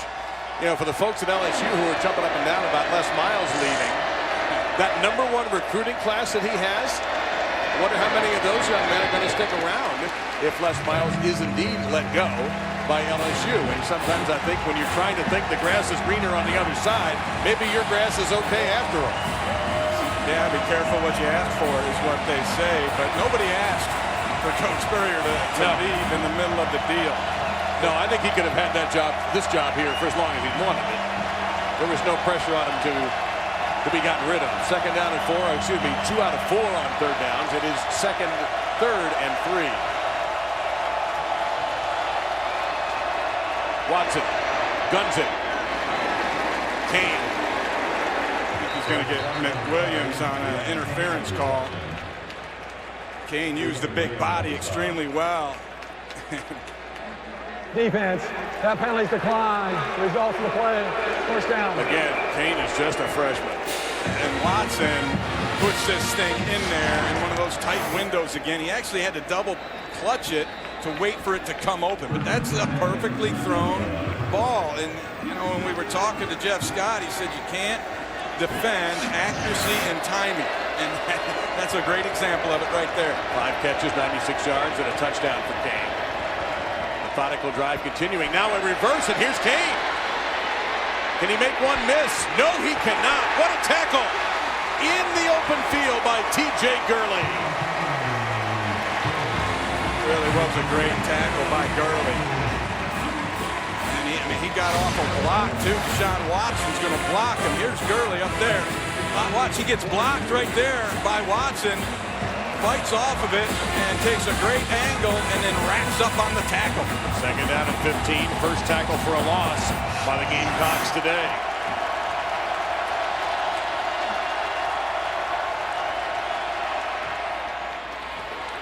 Soft coverage that time, and Peak will get it out to the 30-yard line. They're going to get a lot of that back. They pick up 10 there. And that was covered too, Dave. And again, those safeties are way back, lining up 17 yards off the ball. They are not going to let Deshaun Watson throw another one over their head, if they can help it anyway. And they are dissuading Clemson from calling that play.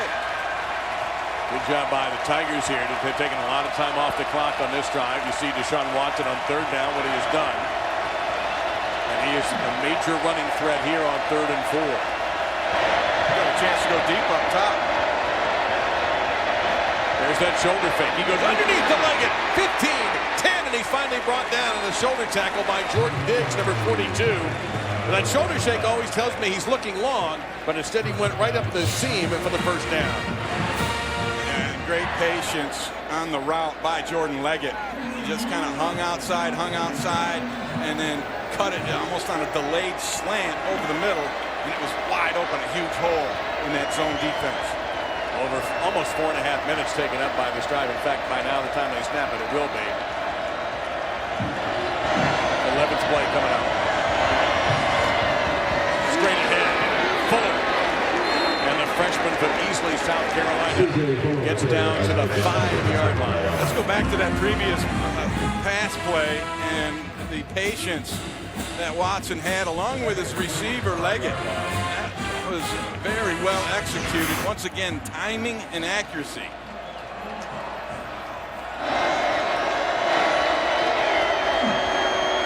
Back to the ground. Fuller.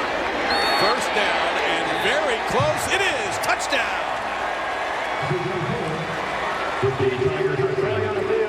The flag down. So we've been told. Let's see if there is, if they picked it up. Nope, no flag. It's a touchdown for C.J. Fuller. Boy, the right side of the offensive line did an outstanding job. I mean, they knocked number 95, Dante Sawyer, all the way back into the end zone practically on a double team. And that was Tyrone Crowder and Joe Gore. A touchdown. That play is under further review. Well, Gore was almost in the end zone at the same time as Fuller. And they want to review this to make sure that he did indeed get the ball across the lane before his knees were down. Ruling on the field is 6. And I think that'll hold up based on my looks at it. It's lost in the shuffle a little bit here, but watch how when he lays out, you can't really see if the knee's down there in that particular angle. But it looked like he was prone and nothing touched the ground until he hit the end zone. This will be the definitive look, I believe. I don't know how you're going to be able to overturn that. In fact, he's laying on top of Joe Gore.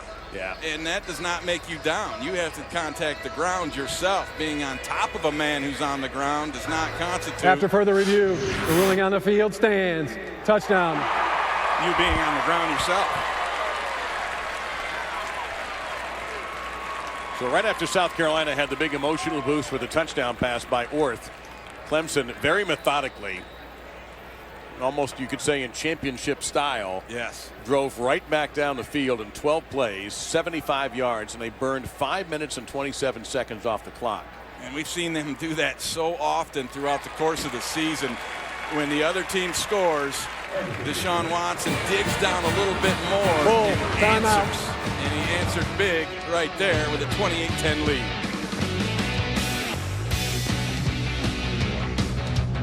For 5 Michigan State in East Lansing with the Spartans trying to get into that Big Ten title game.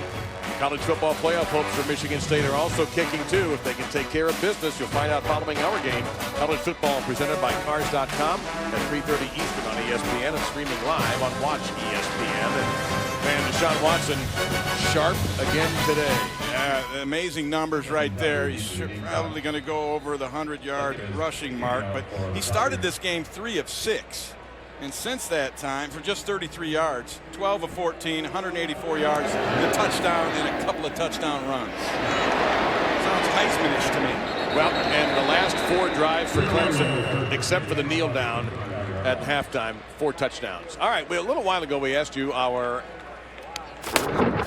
flag trivia question. Clemson and South Carolina are meeting for the 107th straight season, the second longest active continuous series in FBS. So what's the longest? And we go to the Big Ten for the answer. Yeah, it's the old Paul Bunyan battle. Paul Bunyan's axe. Minnesota and Wisconsin at 109. And that streak will go on for a long time since they're in the Big Ten. Barry Orth, the quarterback. And the dive play gets absolutely nowhere for David Williams. It'll be second down and 10. Once again, Carlos Watkins led the parade of tacklers for Tigers, number 94. Yeah, Watkins has been outstanding throughout the day. Along with Goodson, who now has 11 tackles. And he stepped up into the hole, did Goodson, and really forced that into Watkins. Now Lorenzo Nunez gets another shot. How do you think about this rotating door of quarterbacks, including Pharaoh Cooper today playing there at times also? It's difficult. And we're going to have a 5-yard penalty. Back them up second here down. On South Carolina. I mean, you've got Orth, the throwing type, Nunez, the running type, and Cooper, the wild card or wild cat, you know, and you got completely different approaches. Yeah, I think it's difficult for the entire offense to find a rhythm and you know, with just one guy in there, you can do a lot more. You take more advanced steps, and you have more things you do together. Well, Nunez takes off. They'll get some good blocking downfield, and the ball is out at the 42-yard line, and I believe the Gamecocks have recovered it. And they have. So Nunez took off. It was a well-blocked play by that South Carolina front, and they hang on to the ball. Yeah. TJ Green just comes up and knocks the football out with a good wrap on his tackle. And I think that was Cooper that got it. That's how you tackle somebody right there, with the wrap of the arms in a violent manner. And every once in a while, you'll knock that football out if you do so. Pharaoh Cooper playing in his final game as a Gamecock. It's been a kind of quiet day for him so far. Back to the ground they go to Williams. He'll pick up a yard. We'll check in with Adnan Burke in studio. Adnan. Thank you very much, Dave. You got to see this. You talk about a great catch. Southern Miss and Louisiana Tech. Look at Mike Thomas. These shades of Odell Beckham. What do you think? The winner of this game wins the Conference USA West 24-10 for Southern Miss. That's a beauty, Dave. That is a stunner, and absolutely right. That's just amazing what these athletes do these days, these receivers. Final seconds of the third quarter. Orth on a slant pass. There's Cooper. He's gone. They're not going to catch him. Touchdown, Pharaoh Cooper.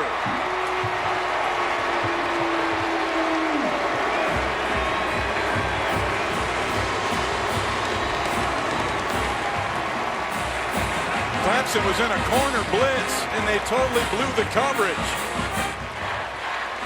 Nobody covered Pharaoh Cooper.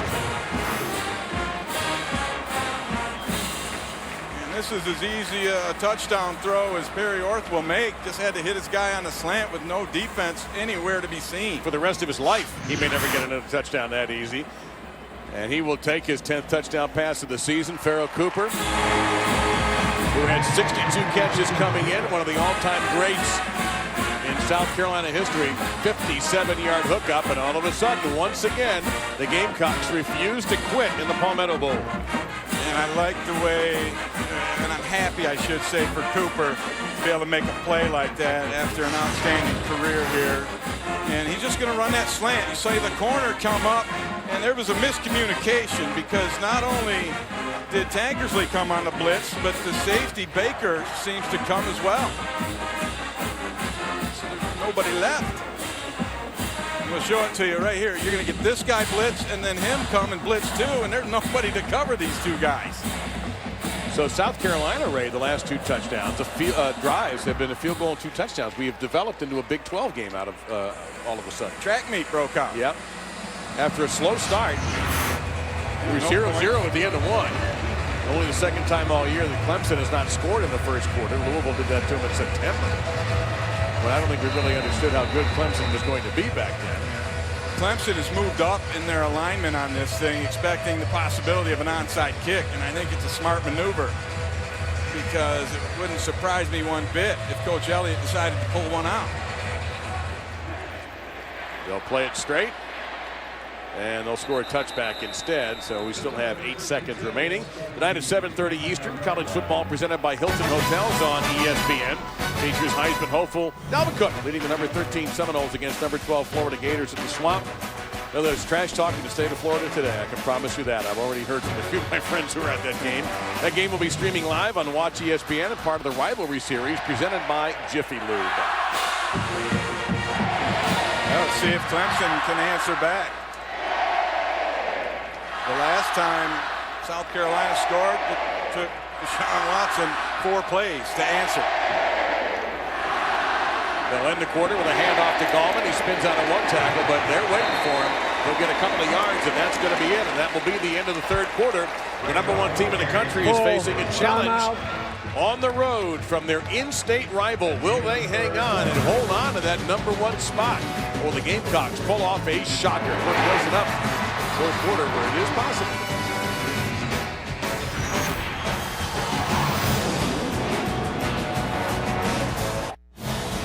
You're watching the SEC on ESPN from Williams-Brice Stadium in Columbia, South Carolina. It's another edition of the Palmetto Bowl presented to you by Cars.com, number 1 team in the country. Toe-to-toe with South Carolina in that 3rd quarter, both of them scoring 2 touchdowns and 2 extra points to maintain Clemson's halftime lead. And there you see over the last 5 years under Dabo Swinney what the Tigers have done when they take that 4th quarter lead with them. Pretty good. Perfect. The last 5 years. Up the gut. And Gallman. He doesn't mind a little contact. He'll be 2 yards short of the 1st down following that 6-yard run. And Sky Moore got in there and made yet another tackle.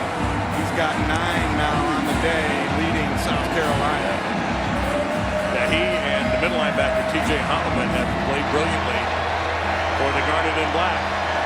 4 out of 6 on 3rd down for the Tigers.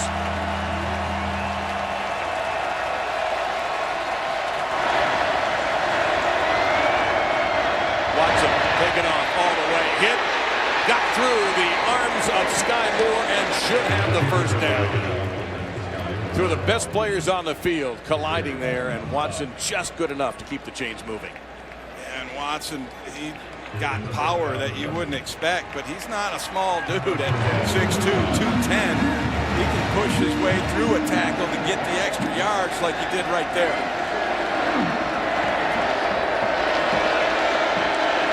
Scott in motion. They flip it to him. Makes 1 cut back, and they're waiting on him. That play. Fumble came out. Picked up by Holloman.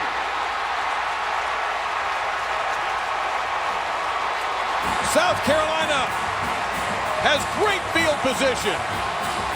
It was Sky Moore who's shaken up on the play and is just now getting up, who disrupted the play and may have caused the fumble as Dabo Swinney looks at the big scoreboard.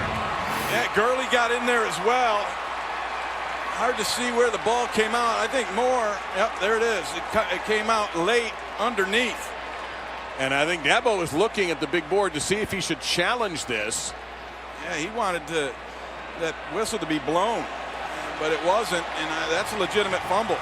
And that's the 3rd one by Clemson today. Holloman just mentioned how great he's played. His 3rd fumble recovery of the season. Take a shot right here. This defense is unorganized right now. Gave him time to get set. They hand off. Breaking 1 tackle is Sean Carson. And let's check in with Janine. The Clemson defense back out on the field a little quicker than they thought they would be, as defensive coordinator Brent Venables was taking time for some teaching moments with his linebackers and safeties because of that last drive by the Gamecocks. He says they've got to be dialed in on what the Gamecocks are trying to do. They need to read their keys a lot better, be a lot more disciplined. He's telling them, we knew this wouldn't be easy. Let's not forget, they're still young. They run the reverse to Cooper. Trying to get to the edge. What a play in pursuit by T.J. Green. Kept that from being a big play. No gain by the junior from Alabama. T.J. Green does an outstanding job of staying home and covering the backside of this thing. That's his job. When you're a defensive back and everything goes away from you, you play what I call all 21, where you keep all 21 guys in your field of vision and in a relative space that you can get there. Green did it outstanding, and he took one of those 21 and made a tackle with it. Ward back in at quarterback on throwing down here, 3rd and 6. You see his numbers on 3rd down. He has picked up 1 touchdown, 3 out of 8 for 79. He'll run the option. Keep it. Late pitch. Carson down the sideline of the 10. Oh, what a big block. And he tripped up short of the end zone. He did not get in. The field judge has a hand off, and it wants the football. He says he is down inside the 1. Great timing on the pitch from Perry Orr. He runs this option into the boundary to perfection. He did a 2-hand pitch, and whoever had the pitch man on that left their responsibility, going back to what Janine was talking about. They run the play quickly into the end zone. Touchdown, South Carolina. It's Carson.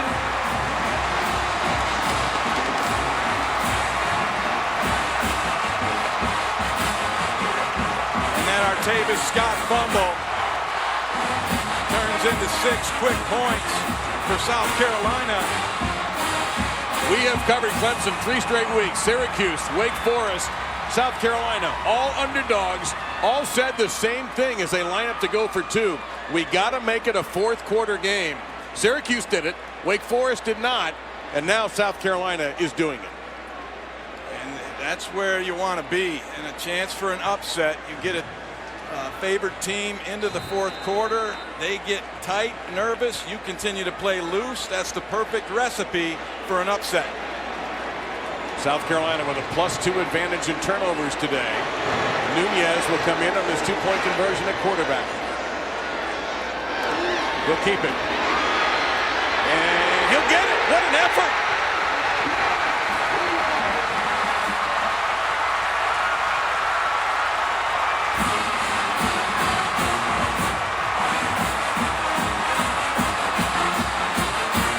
Nunez just ran through the tackle attempt from DJ Reader.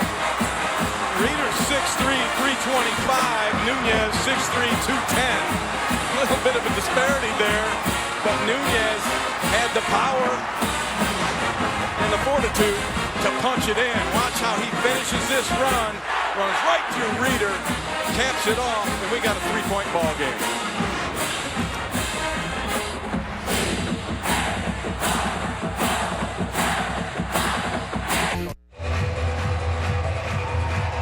On scene here now, Williams-Brice has hit the hysterical meter.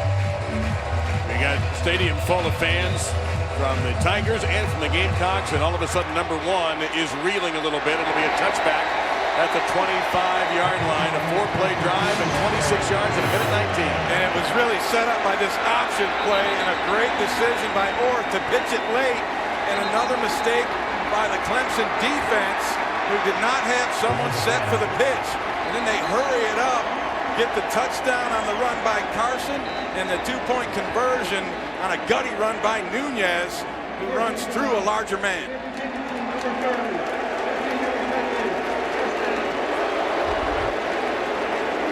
And there's going to be a penalty on South Carolina. We're not able to hear the official's announcement because of the noise here. But Sean Elliott is going a long way out on an unsportsmanlike conduct penalty. He wants an explanation. Right down here, and he got himself a short one, but he's going back for more. Well, he is. We're going to try to find out what it was, whether something was said by one of his players, and now he's looking for the guilty party. And when he finds him, I don't want to be that guy, because I'm looking at Elliott, and he is on the hunt right now. You can see him right there. There we go. He found the guilty party. That's Darius Polk, number 30.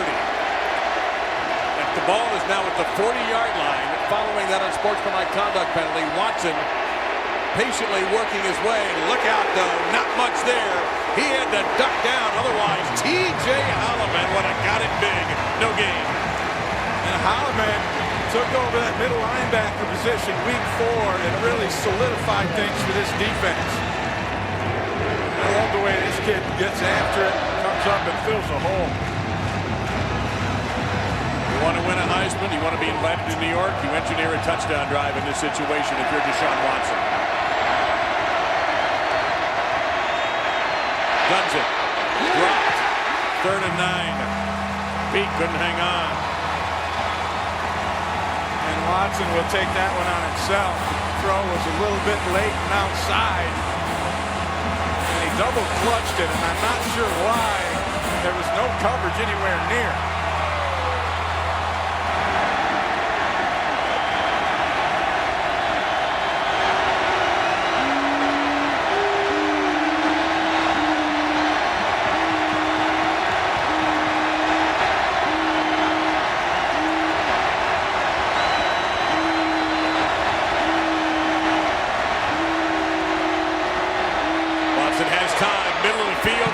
First down. Sliding catch made by Jordan Leggett. A gain of 13. And Leggett, when he's out there, it's really 11 personnel, right? A running back and a tight end. But it turns into 10 personnel, 4 wide receivers and a running back because he's such a good receiver. And he'll get matched up against the 4th best coverage man the opponent can bring. South Carolina 47. Watson, quick slant pattern. That is going to be caught. And diving for the additional yards is Jermone Hopper. And another Tigers first down. That's an 11-yard gain. Clemson trying to win for the 15th straight time.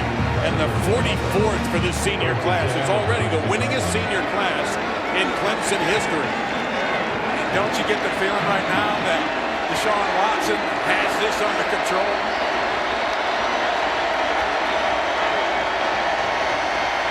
High, 2nd down and 10. Trying to work it to Trevion Thompson. Haven't called his name that much. Not sure that play would have been a great success if he caught it because it looked like the Gamecocks had it covered. Yeah, they brought another blitz. And they've done a nice job bringing Gurley off the edge throughout the afternoon. C.J. Fuller in at number 27 at the tailback spot.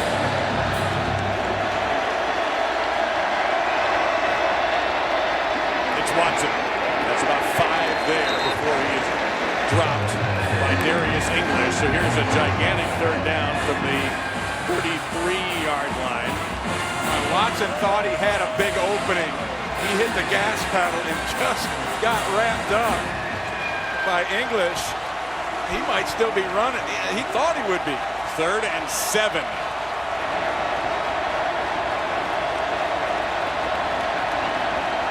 What happens here, they could be in 4-down territory.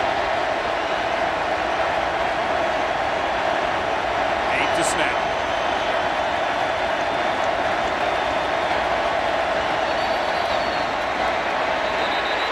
Timeout called by Clemson. First, timeout. Clemson. So Dabo Sweeney and his staff going to calm everybody down, just at least for a few seconds anyway, in this intense edition of the Palmetto Bowl.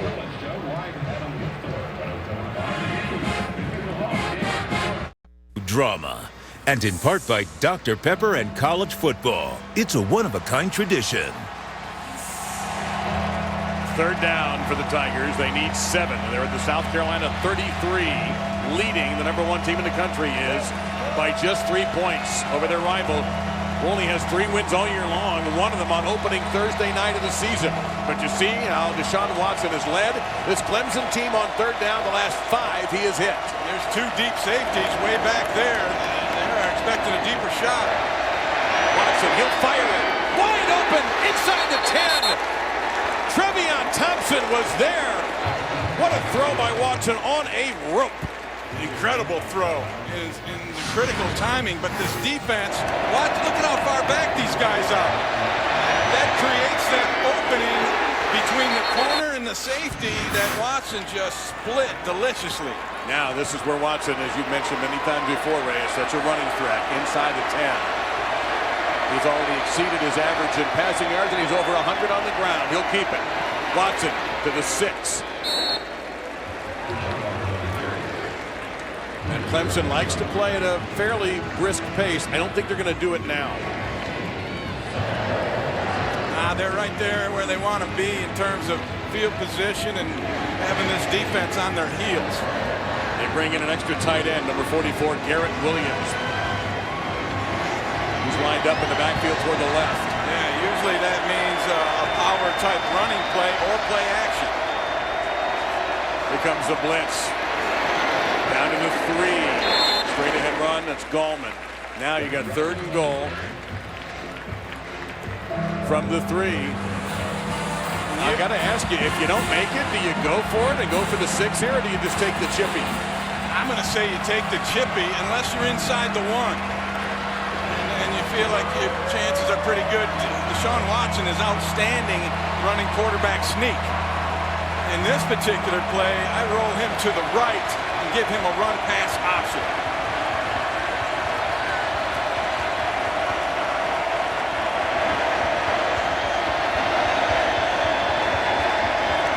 He goes left. Got to block. He got it. His 3rd rushing touchdown of the day.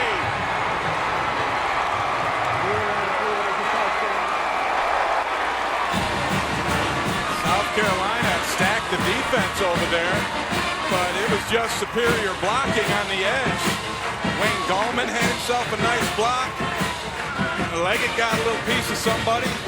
And that left tackle, Mitch Hyatt, did an outstanding job. And then they pulled the big boy, Eric McLean, around, and he picks off somebody. Mr. Clemson, they call him, the winningest player in the history of this program. He's been part of all 44. If they get today, it would be 44 or 40. So, is that right? 43 was last week. Right. I don't want to. But you may be right. Oh, this one over yet. Oh, that could mean something. It does. He missed it. Full it's timeout. Still 2-score territory for South Carolina, however. Down 9, 34-25. And Deshaun Watson continues to flash Heisman credentials when his Tigers need him most.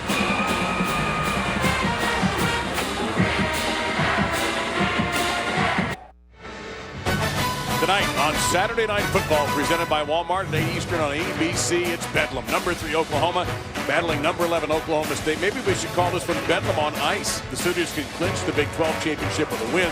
Game is also streaming live, on Watch ESPN, part of the rivalry series presented by Jiffy Lube. You saw our score and time. Clemson up by 9 following that missed PAT with 8:05 to go. This is a short kickoff. The Feds got a chance at the 3. Can he get to the outside? The Tigers special teams will not let him. And we will take a quick visit with Adnan Virk with the latest on OSU and Michigan. Adnan. Well, Dave, it's become rather one-sided. If you're a Buckeyes fan, you'll love this. J.T. Barrett here going over 100 yards on the ground with his touchdown rush. Ezekiel Elliott has added a 9-yard touchdown as well. It's all Buckeyes. They're up 35-13 on ABC. And just a friendly reminder, Dave, coming up next, we got Connor Cook and Michigan State. The senior quarterback will try to lead the number 5 Spartans against Penn State. Back to you, sir. All right, Ed, thank you very much. That's a heck of a recovery from Ohio State when so many people thought they wouldn't even, they were falling apart and all that other stuff. You see what Perry Orth has done. What a performance in the second half for a player that you have described as streaky. Right now he's hot. Yeah, and that's been the whole difference for this offense in the second half. Orth now make it 6 for 6. Boulware, it's incomplete. Boulware broke it up as Samuel had his hands on that one. Let's go back, and Deshaun Watson continues to be a stud today. Well, you see these safeties. One of them's 18 yards, the other 20 yards off the ball. And if you can freeze it right there, fellas, it kind of created that little window that opened it up for Trevion Thompson on a little out route and a perfect throw from Watson. That's a running gun by Orth. It'll be 3rd down and 10. Pharaoh Cooper, the intended receiver. Orth was looking for a holding call that he's not going to get. Let's check in quickly with Janine. Well, guys, if the Gamecocks are able to pull off an upset today, maybe they can thank these lucky garnet helmets. They have not worn a garnet helmet since 1998. Spurrier's go-to was always white. They've also worn black. But the players and Sean Elliott decided that today was time for a change. Well, I think they look great. Thank you, Janine. I think they look very sharp, actually. Yeah, one of the first things Elliott did in his first game as a head coach, put him in all black, and that got him excited against Vandy. Well, that's not going to get him excited. It'll be 4th down and 10 on the overthrow.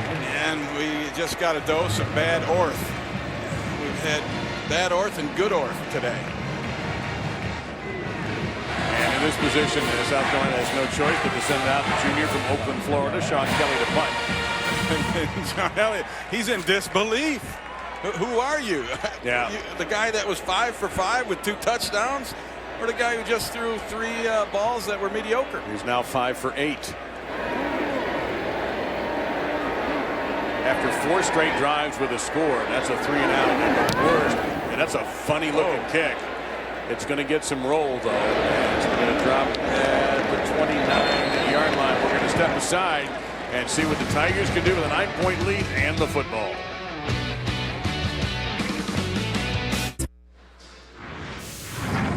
And now let's take a look at winning traditions driven by Goodyear in South Carolina baseball. Look at those appearances in the College World Series, and they have won championships.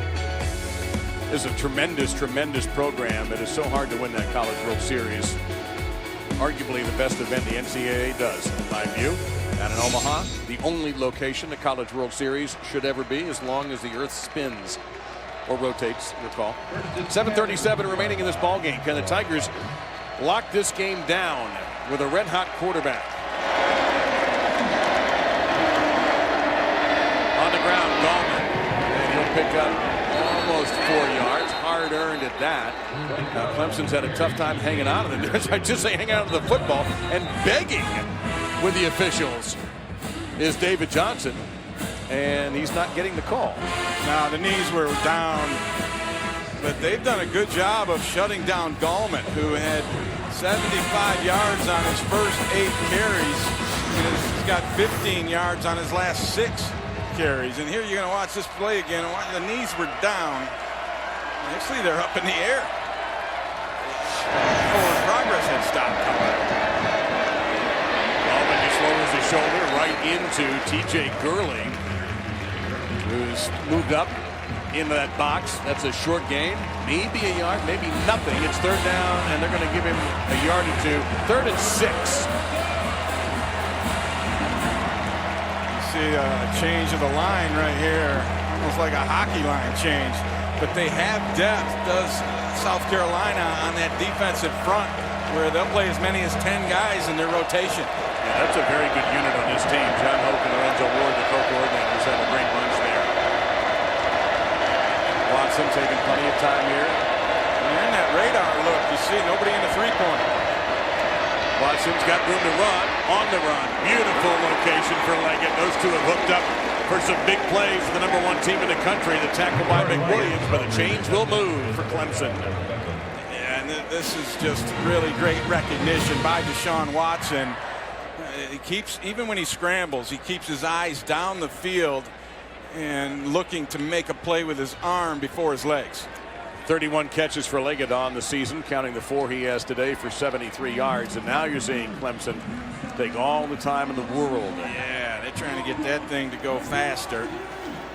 And a 4-minute offense situation. And last week they brought in Kelly Bryant to play some quarterback in that regard. Don't expect to see him today. They took it down to 2 as it's Gallman getting to the 45, but he's going to need an ice bath after this game, as tough as he is. He has taken some shots. That time Gerald Dixon got him. Gerald Dixon, step-brother of Gerald Dixon Jr. This is that pass on the previous play to the last one, and just the way Deshaun Watson, when he maneuvers in the pocket, keeps his eyes down the field. A lot of young quarterbacks, and Watson is young, just a sophomore, will get their eyes on the pass rush. And who's going to clobber me at this point? Watson keeps his eyes down the field and finds the open receiver. Ballman, 98 yards and 17 carries. Over 1,000 for the season already. Watson. Not much there. Well done by Sky Moore, who stayed with the play the whole way. It's a 3-yard pickup. Another big 3rd down coming up here for Clemson. Sky Moore's been all over the field. A dozen tackles and a pair of forced fumbles in the ball game for that junior linebacker. They need 3 through the Tigers. Under 4.5 minutes in our game.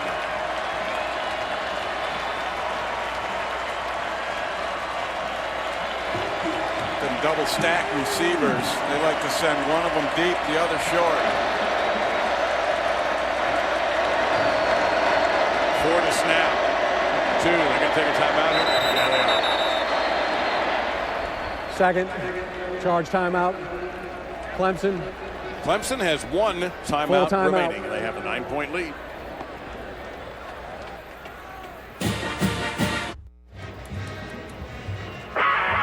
And tonight, after Florida State, Florida, be sure to stick around for SportsCenter at night. Nicole Briscoe and Kevin Connors will have all the highlights of a very busy day in the NBA, the NHL, of course, college football, and college hoops. End your day on a highlight to SportsCenter at night here on ESPN and streaming live on Watch ESPN. Ray Bentley, Janine Edwards, and I'm Dave Lamont here at Williams-Brice Stadium. Fun afternoon in this ACC-SEC battle. Pitch out to Goldman. It's by 1. Not the others. No chance there. He will not get the first down. It sets up a 4th and short. And I would punt this one away. You don't want to give South Carolina a decent field position. So you run that clock all the way down, take the penalty, and then kick. I'm sure that discussion's going on in the headsets of Dabo Swinney right now. And he may be taking his last time out. There's no need to. You know what? Take the penalty here. It isn't going to hurt you much at all. And in fact, it might even help your punter with a little more room. So I'd save that timeout. And if I'm Carolina, I would consider using one because that time never goes back on that clock. You know what? He didn't take the timeout. He took the penalty. That's what I'm saying. Yeah, that's what he did. And I agree with you. I think that's the smart move. You never know if you're going to need that timeout in a close game when you're giving the football up. Now let's take a look at today's AT&T strong offense. Performance. Yeah, penalties decline. And it wasn't terribly difficult to come up with our winner today. No, it's Deshaun Watson, obviously. Here's his first touchdown of the day. He takes to the air, makes that one. Then the only deep shot we've seen from him. He connects with Kane for that one. Here he takes off, gets a great block from Renfro. Also got one from Scott, finds the pylon. And then the other one around the left side. He's just been all over it all day. 112 rushing yards, 3 rushing touchdowns. We've watched career highs today for Deshaun Watson. So Andy T's call, kicking to Farrell Cooper, who's dangerous. Look out here! Cooper makes the fair catch. It's a bright and high sky, but he handles it very well. And South Carolina will take over at the 16-yard line. And they came up the middle in a wave. These 3 guys right here that form that little 3-man wall have done an outstanding job all day because just about every punt the Gamecocks have come after with the intent to block. All right, here's my question now. We've seen South Carolina, Ray, switch quarterbacks all game long. You're down 9. You only have 3 minutes to go at 2:59. Are you sticking with Orth? Are we going to see Nunez? What do you do here? I think you go with Orth and use Nunez situationally if you need to get a short yardage type situation, or if you do get down to the goal line. No gain there. Clemson's defense all over that. It was Kevin Dodd, number 98. Maybe doesn't get the recognition that Shaq Lawson gets, but Dodd is a terrific player at defensive end. Yeah, he stepped up. This team lost Vic Beasley in the draft last year, 8th overall. They needed a lineman to step up, and they did. Down the field, and it's going to be 3rd down and 10. Haven't seen Orth be very successful rolling to his left and throwing the football, and that's a hard thing for a quarterback to do. To get them shoulders squared and get the hips turned so you can throw the ball with some accuracy and force. This reminds me so much of what we saw when we were in the Carrier Dome with Syracuse. 4th quarter game, and Syracuse just did not have the offense that day. And you wonder, does South Carolina have the offense to pull this off? Bigger issues. Clemson's pretty good on D. And here they come, and there's a sack at the 10-yard line. They brought just about everybody. And the big beneficiary that time was Dodd, but Goodson, Boulware, they all came in that time. It's 4th and very long. And really, they only brought 5, but it looked like they were bringing a lot more, and they did bring Mackenzie Alexander. But that's the 4th sack of the day, and it came at the perfect time for the Clemson defense. And They have to go for this at this point. If you're going to play to win, you don't punt this football. Do they take it down and call a timeout? 6 to snap. They do not. Worth in trouble. Can he get all the way there? I think he did. Wow, did he get that first down? I believe he did. He had to get 16, and he did do it. An unbelievable run by Orth. Clemson was playing pass all the way.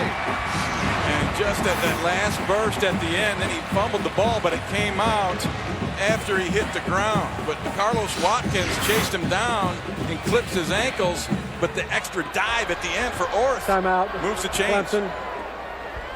Tigers take their last timeout with 1:28 to go. 30-second timeout. And Brett Venables, the defensive coordinator in the purple shirt, is going to run this huddle.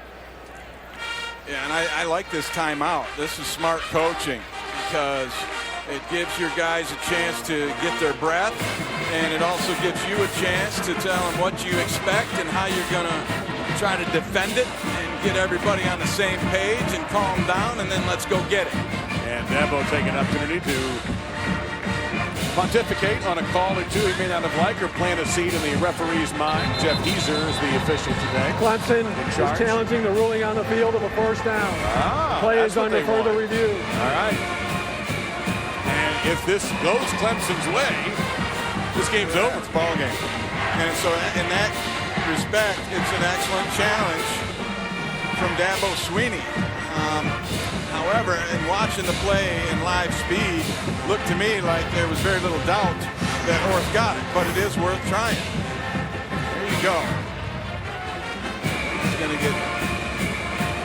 That knee was down and the ball was right there. I think this is going to be short, depending on, on this side of the field, it's not the official chains. That marker is unofficial. But you saw the knee went down when Watkins swiped the ankles. See, I didn't think it went down. I'm going to look again. Let's freeze it up. All right. Okay, right there. There. That You're knee absolutely is down, right. and that ball is right about the 25 and a half. Your telestration just made the big scoreboard there. Wow. And the folks at Orange were really pleased with your artwork. This may be an overturn here. And you're right. Initially, I didn't see that knee down, but when you circled it, it was obvious that that was down. And so this is your ball game. This is the last shot for South Carolina. If this goes against them and this is reversed, and the ruling on the field is he did not get the first down, Clemson can go into victory formation, and they'll be 12-0 with their 15th straight win. And the next week, they can start thinking about the ACC title game and North Carolina. Somebody on this Clemson staff, Dave, is upstairs and in charge of looking for situations like that, and they get on the headset and they tell Coach Swinney, hey, you might want to challenge this when it looks to us like he was short. That communication and doing it the way they did right there is just another indicator of how sharp this coaching staff is. And there's kind of an unofficial, little known one of the unofficial and the favorite college constitution, that the longer it takes, the more likely it is a reversal. It's not 100%, and I'm not guaranteeing anything. But yeah, it takes them a little extra time to get the clock right and to get the spot exactly the right way. The replay official is Doyle Jackson. And based on what we've seen, I think he's going to be at the 25 and a half. Now, the yard to gain appeared to be the 26. It was. So we're going to do this again, and for everybody's benefit, and the replay official, I think, particularly. Yeah, a big part of that is what was the official yard to gain. And as you look right up here, it's set right at the 26-yard line. He's down there, and he is short of the 26 right there.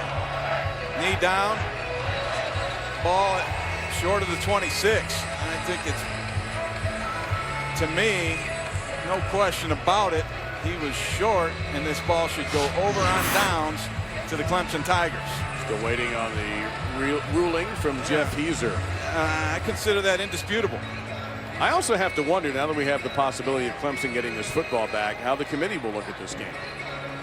If Clemson is in a position to wrap up another win, go undefeated.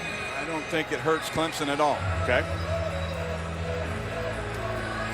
You know, Alabama, number 2, is going to be facing a rival that's having a tough time, an in-state rival having an off-season in Auburn, which is exactly what Clemson is doing today with South Carolina. And I believe we're down to, I'm told by our producer, Steve Reichers, that we're looking for just a clock settle. It looks like trying to get the clock straight. That's why this is taking a little bit longer than normal. So we got that clock put in. Play over right there at 1:44. So that's what should be put back on that clock. And it should be Clemson football, 1st and 10. Well, let the crowd tell you what happened here. After further review, the runner was stopped short of the line of the game. The ball be placed at the 25.5. First down and 10, Clemson. Please reset the game clock to 1:43. And to me, the postseason starts when you get to your conference championship game. So the regular season for the Tigers is an undefeated one. How about that? And a year ahead of when they really thought they would gel and come together. But this coaching staff, Dave, deserves a lot of credit. Let's look at this bunch. Watson, sophomore. To 1:43. Gallman, sophomore. 1-4-3. Behind him, Tyshawn Dice, C.J. Fuller, young running backs. Receivers, Hunter Renfro, redshirt freshman. Deion Kane, freshman. Trevion Thompson, redshirt freshman. Artavius Scott, sophomore. Jamon Hopper, junior. Leggett's a junior. The great tight end they have. Defensively, Lawson could come out this year. I wouldn't blame him if he did. Carlos Watkins, redshirt junior. Kevin Dodd's a redshirt junior. Boulware's a junior. I mean, there's talent coming back. Oh, without a doubt. Mackenzie Alexander, their best defensive back, at least the corner, redshirt sophomore. T.J. Green, J-Ron Kearse, those big safeties, coming back unless they declare. They'll lose a couple offensive linemen, but they've got some young, good ones waiting in the wings as well. So not a victory formation, but just a handoff. And you better believe the Gamecocks are going to go after that football, and they'll take a timeout. Yeah, they have all 3, and that's why Clemson can't just take a knee at this point. They're going to need 1 first down. 2nd down and 7. Otherwise, the Gamecocks would get the football back. Gallman out 102 yards. How about Deshaun today? Those numbers for Watson. Personal bests in rushing yards and rushing touchdowns. You see Big Shaq Lawson. We've had the privilege of seeing some great defensive players at Carl Nassib at Penn State, Emmanuel Ogba at Oklahoma State. You're going to watch him tonight in Bedlam, and now Shaq Lawson we've seen the last few weeks. Yeah, Lawson with 1.5 tackles for loss gives him 20.5 on the season. He's an All-American. And while the Tigers are trending upward going into that big game for the ACC championship and to lock down a spot in the college football playoff, South Carolina will finish the year 3-9, wondering who the next head coach is going to be. Watson's going to keep it here. And that's a good move. Just hide behind the biggest person in the building. That was Tyrone Crowder, number 55. We go back to opening Thursday night. South Carolina beat North Carolina. And we all thought, okay, North Carolina, yeah, they're going to be all right. And South Carolina, well, wait a minute, maybe the head ball coach is onto something. But look at what has happened since then. It's been a tough season for that man right there and his charges. It'll be North Carolina Clemson next week for the ACC title. A frisky Tar Heel bunch. They got their work cut out for them against North Carolina State is a good football team. Yeah, you'll be able to watch that game very shortly. They'll be starting in about 15 minutes on either ABC or ESPN2. It is the 8th straight game. Clemson that's gone over 500 yards at 5:14. Bullet, they're going to add another yard to that. That'll be the last timeout available for the Gamecocks, and the defense has done their job. Now, I kick a field goal. I do. I kick a field goal here. Yep, you got it. Greg Hugel, 17 for 17 in conference this year. This is obviously a non-conference game. But he's 20 of 22 overall. Yep. And kicking the field goal puts you up 12. Now that forces South Carolina to score 2 touchdowns, as opposed to a touchdown field goal would win it for South Carolina. Now, Hugel did miss a PAT. That's why we're 34-25. Already, as we take a look at Sean Elliott, who's going to hear about his future from the athletic director, Ray Tanner. We've heard of 2 coaching vacancies taken care of today. Bill Cuban got a 2-year deal at Illinois. He had been the interim coach. And many reports are saying that Justin Fuente will leave Memphis and replace Frank Beamer at Virginia Tech.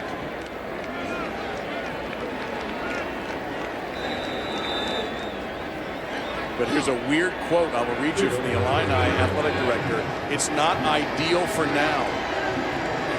That's word for word. That was just tweeted out.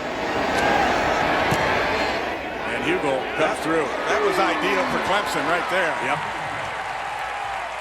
37-25 Tigers. Buck 22 to go. No one has a timeout.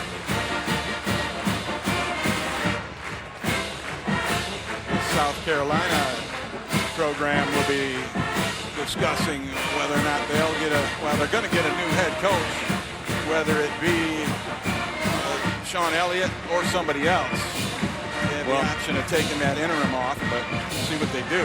They won't have Pharaoh Cooper, unfortunately. He's playing his last game. Sean Watson not playing his last game with Clemson.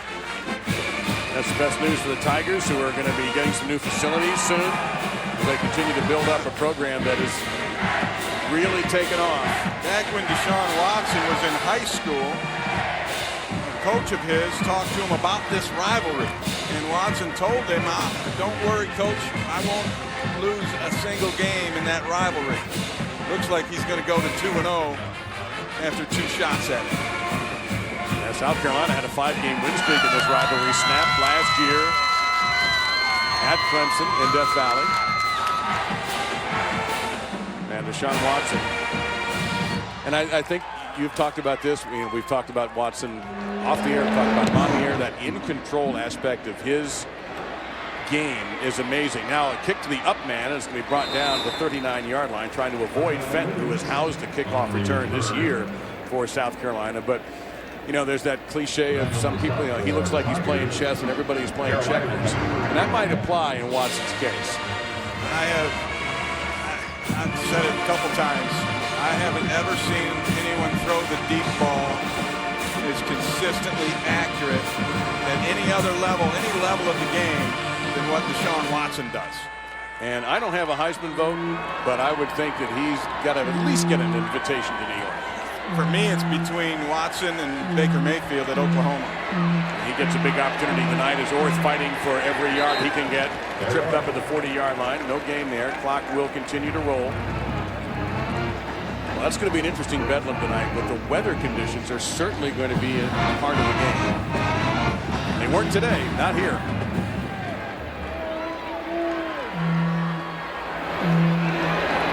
Orth into traffic. Man, you got to be careful there. You're going to get your receiver hurt. That was Kirsch came up from his safety position and get out of the way. He was coming after that one. He wanted that pick. So 3rd down, Shamir Jeffrey, Alshon's younger brother, leaves the field a little bit shaken up.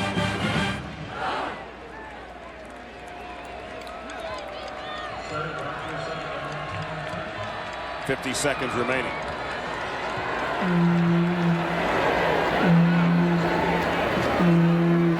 Orth firing, sling pattern, that'll be right at the marker. And Debo Samuels had a nice game today, the redshirt freshman. Yeah, he really has. Not a guy they've used a lot, but that's his 4th grab of the day, and he's got a touchdown to his credit, and he's missing a tire.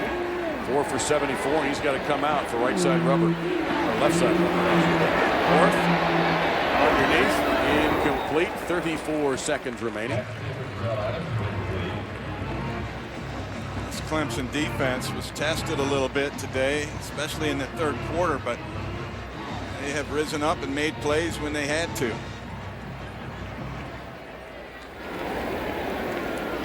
Dabo coaching this right down to the nub. 46 total yards is all Clemson's defense surrendered to South Carolina in this quarter.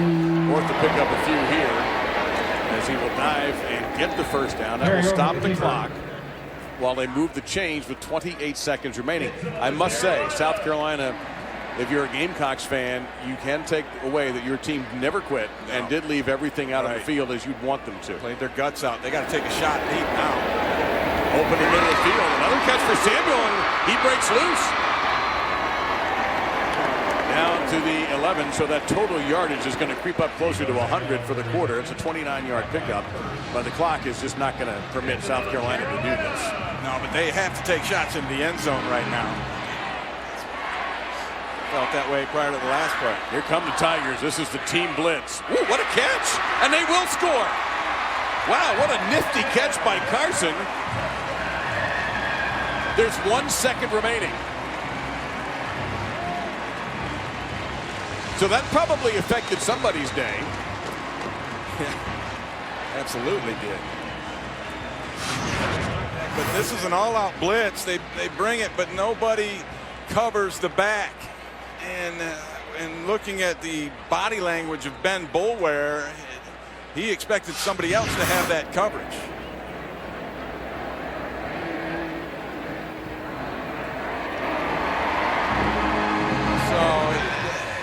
I don't know how you do it here in 1 second, Dave. You can't advance an onside kick. That's the only chance. That's the only chance. And you can't do it. It's against the rules. Yeah, so you can't do that. The other team can advance it, so now. Kick it to him and force a fumble. Maybe there's really no good strategy. There is one chance that I can think of, and that's if Clemson mishandles the kickoff and it gets recovered in the end zone. I think the odds of them, or they don't, that's the only, or they don't catch it.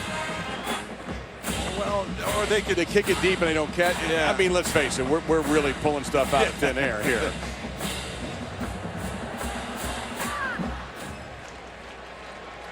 In the Stranger Things Have Happened department, I don't know that stranger things have happened than what would have to happen here. Definitely setting it up for an onside-er.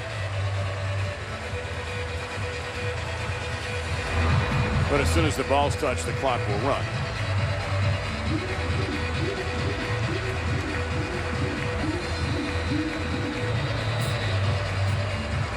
Not when the ball is touched by the kicker, but when the ball is touched by one of the players in play. There we go, and there we go. It is over. The Tigers 12-0 for Dabo Sweeney and his staff. And the Gatorade bag. The Palmetto Bowl stays with Clemson. The palm tree will remain where it was last year. Tough loss for South Carolina. Clemson has tied a school record with their 15th consecutive win and a warm embrace between the two foes today. It was a good football game. It was. I'm really happy for Sean Elliott that he got his team to come out and play the type of game they did today. But Clemson proved to be too much. 2 out of the last 3 weeks, the Tigers go on the road in tough environments and fight their way to a close fourth quarter. And Janine Edwards is standing by with Dabo Sweeney. Coach, congratulations. Wow, 12-0 for just the second time in school history. What made this possible? Well, just a bunch of guys that believe, and have stayed focused all year long. It's not about being pretty all the time. It's finding ways to win. And we obviously made a lot of mistakes. We lost the turnover margin again. Here especially, right? But we still found a way to win, and that's the sign of a really strong football team. But I'm going to tell you what, that's what rivalry games are all about. South Carolina, those guys played their hearts out, played incredible, all the way to the last play. Yep. And you know what? That says a lot about the character of their team, the character of that staff that rallied those guys. They never quit. But I'm proud of it. First of all, our offense was amazing in the second half. We took it over in the trenches. Deshaun Watson played his tail off. We gave up some bad big plays, but you got to give them credit for that. But at the end of the day, 34 years, we're 12-0, and ties for the winningest record ever in Clemson history. But yeah, we got bigger things to do. We got the ACC championship next week. We're gonna have to play better. We've got a great team in North Carolina waiting on us. But man, it's good to be state champs and Atlantic Division champs.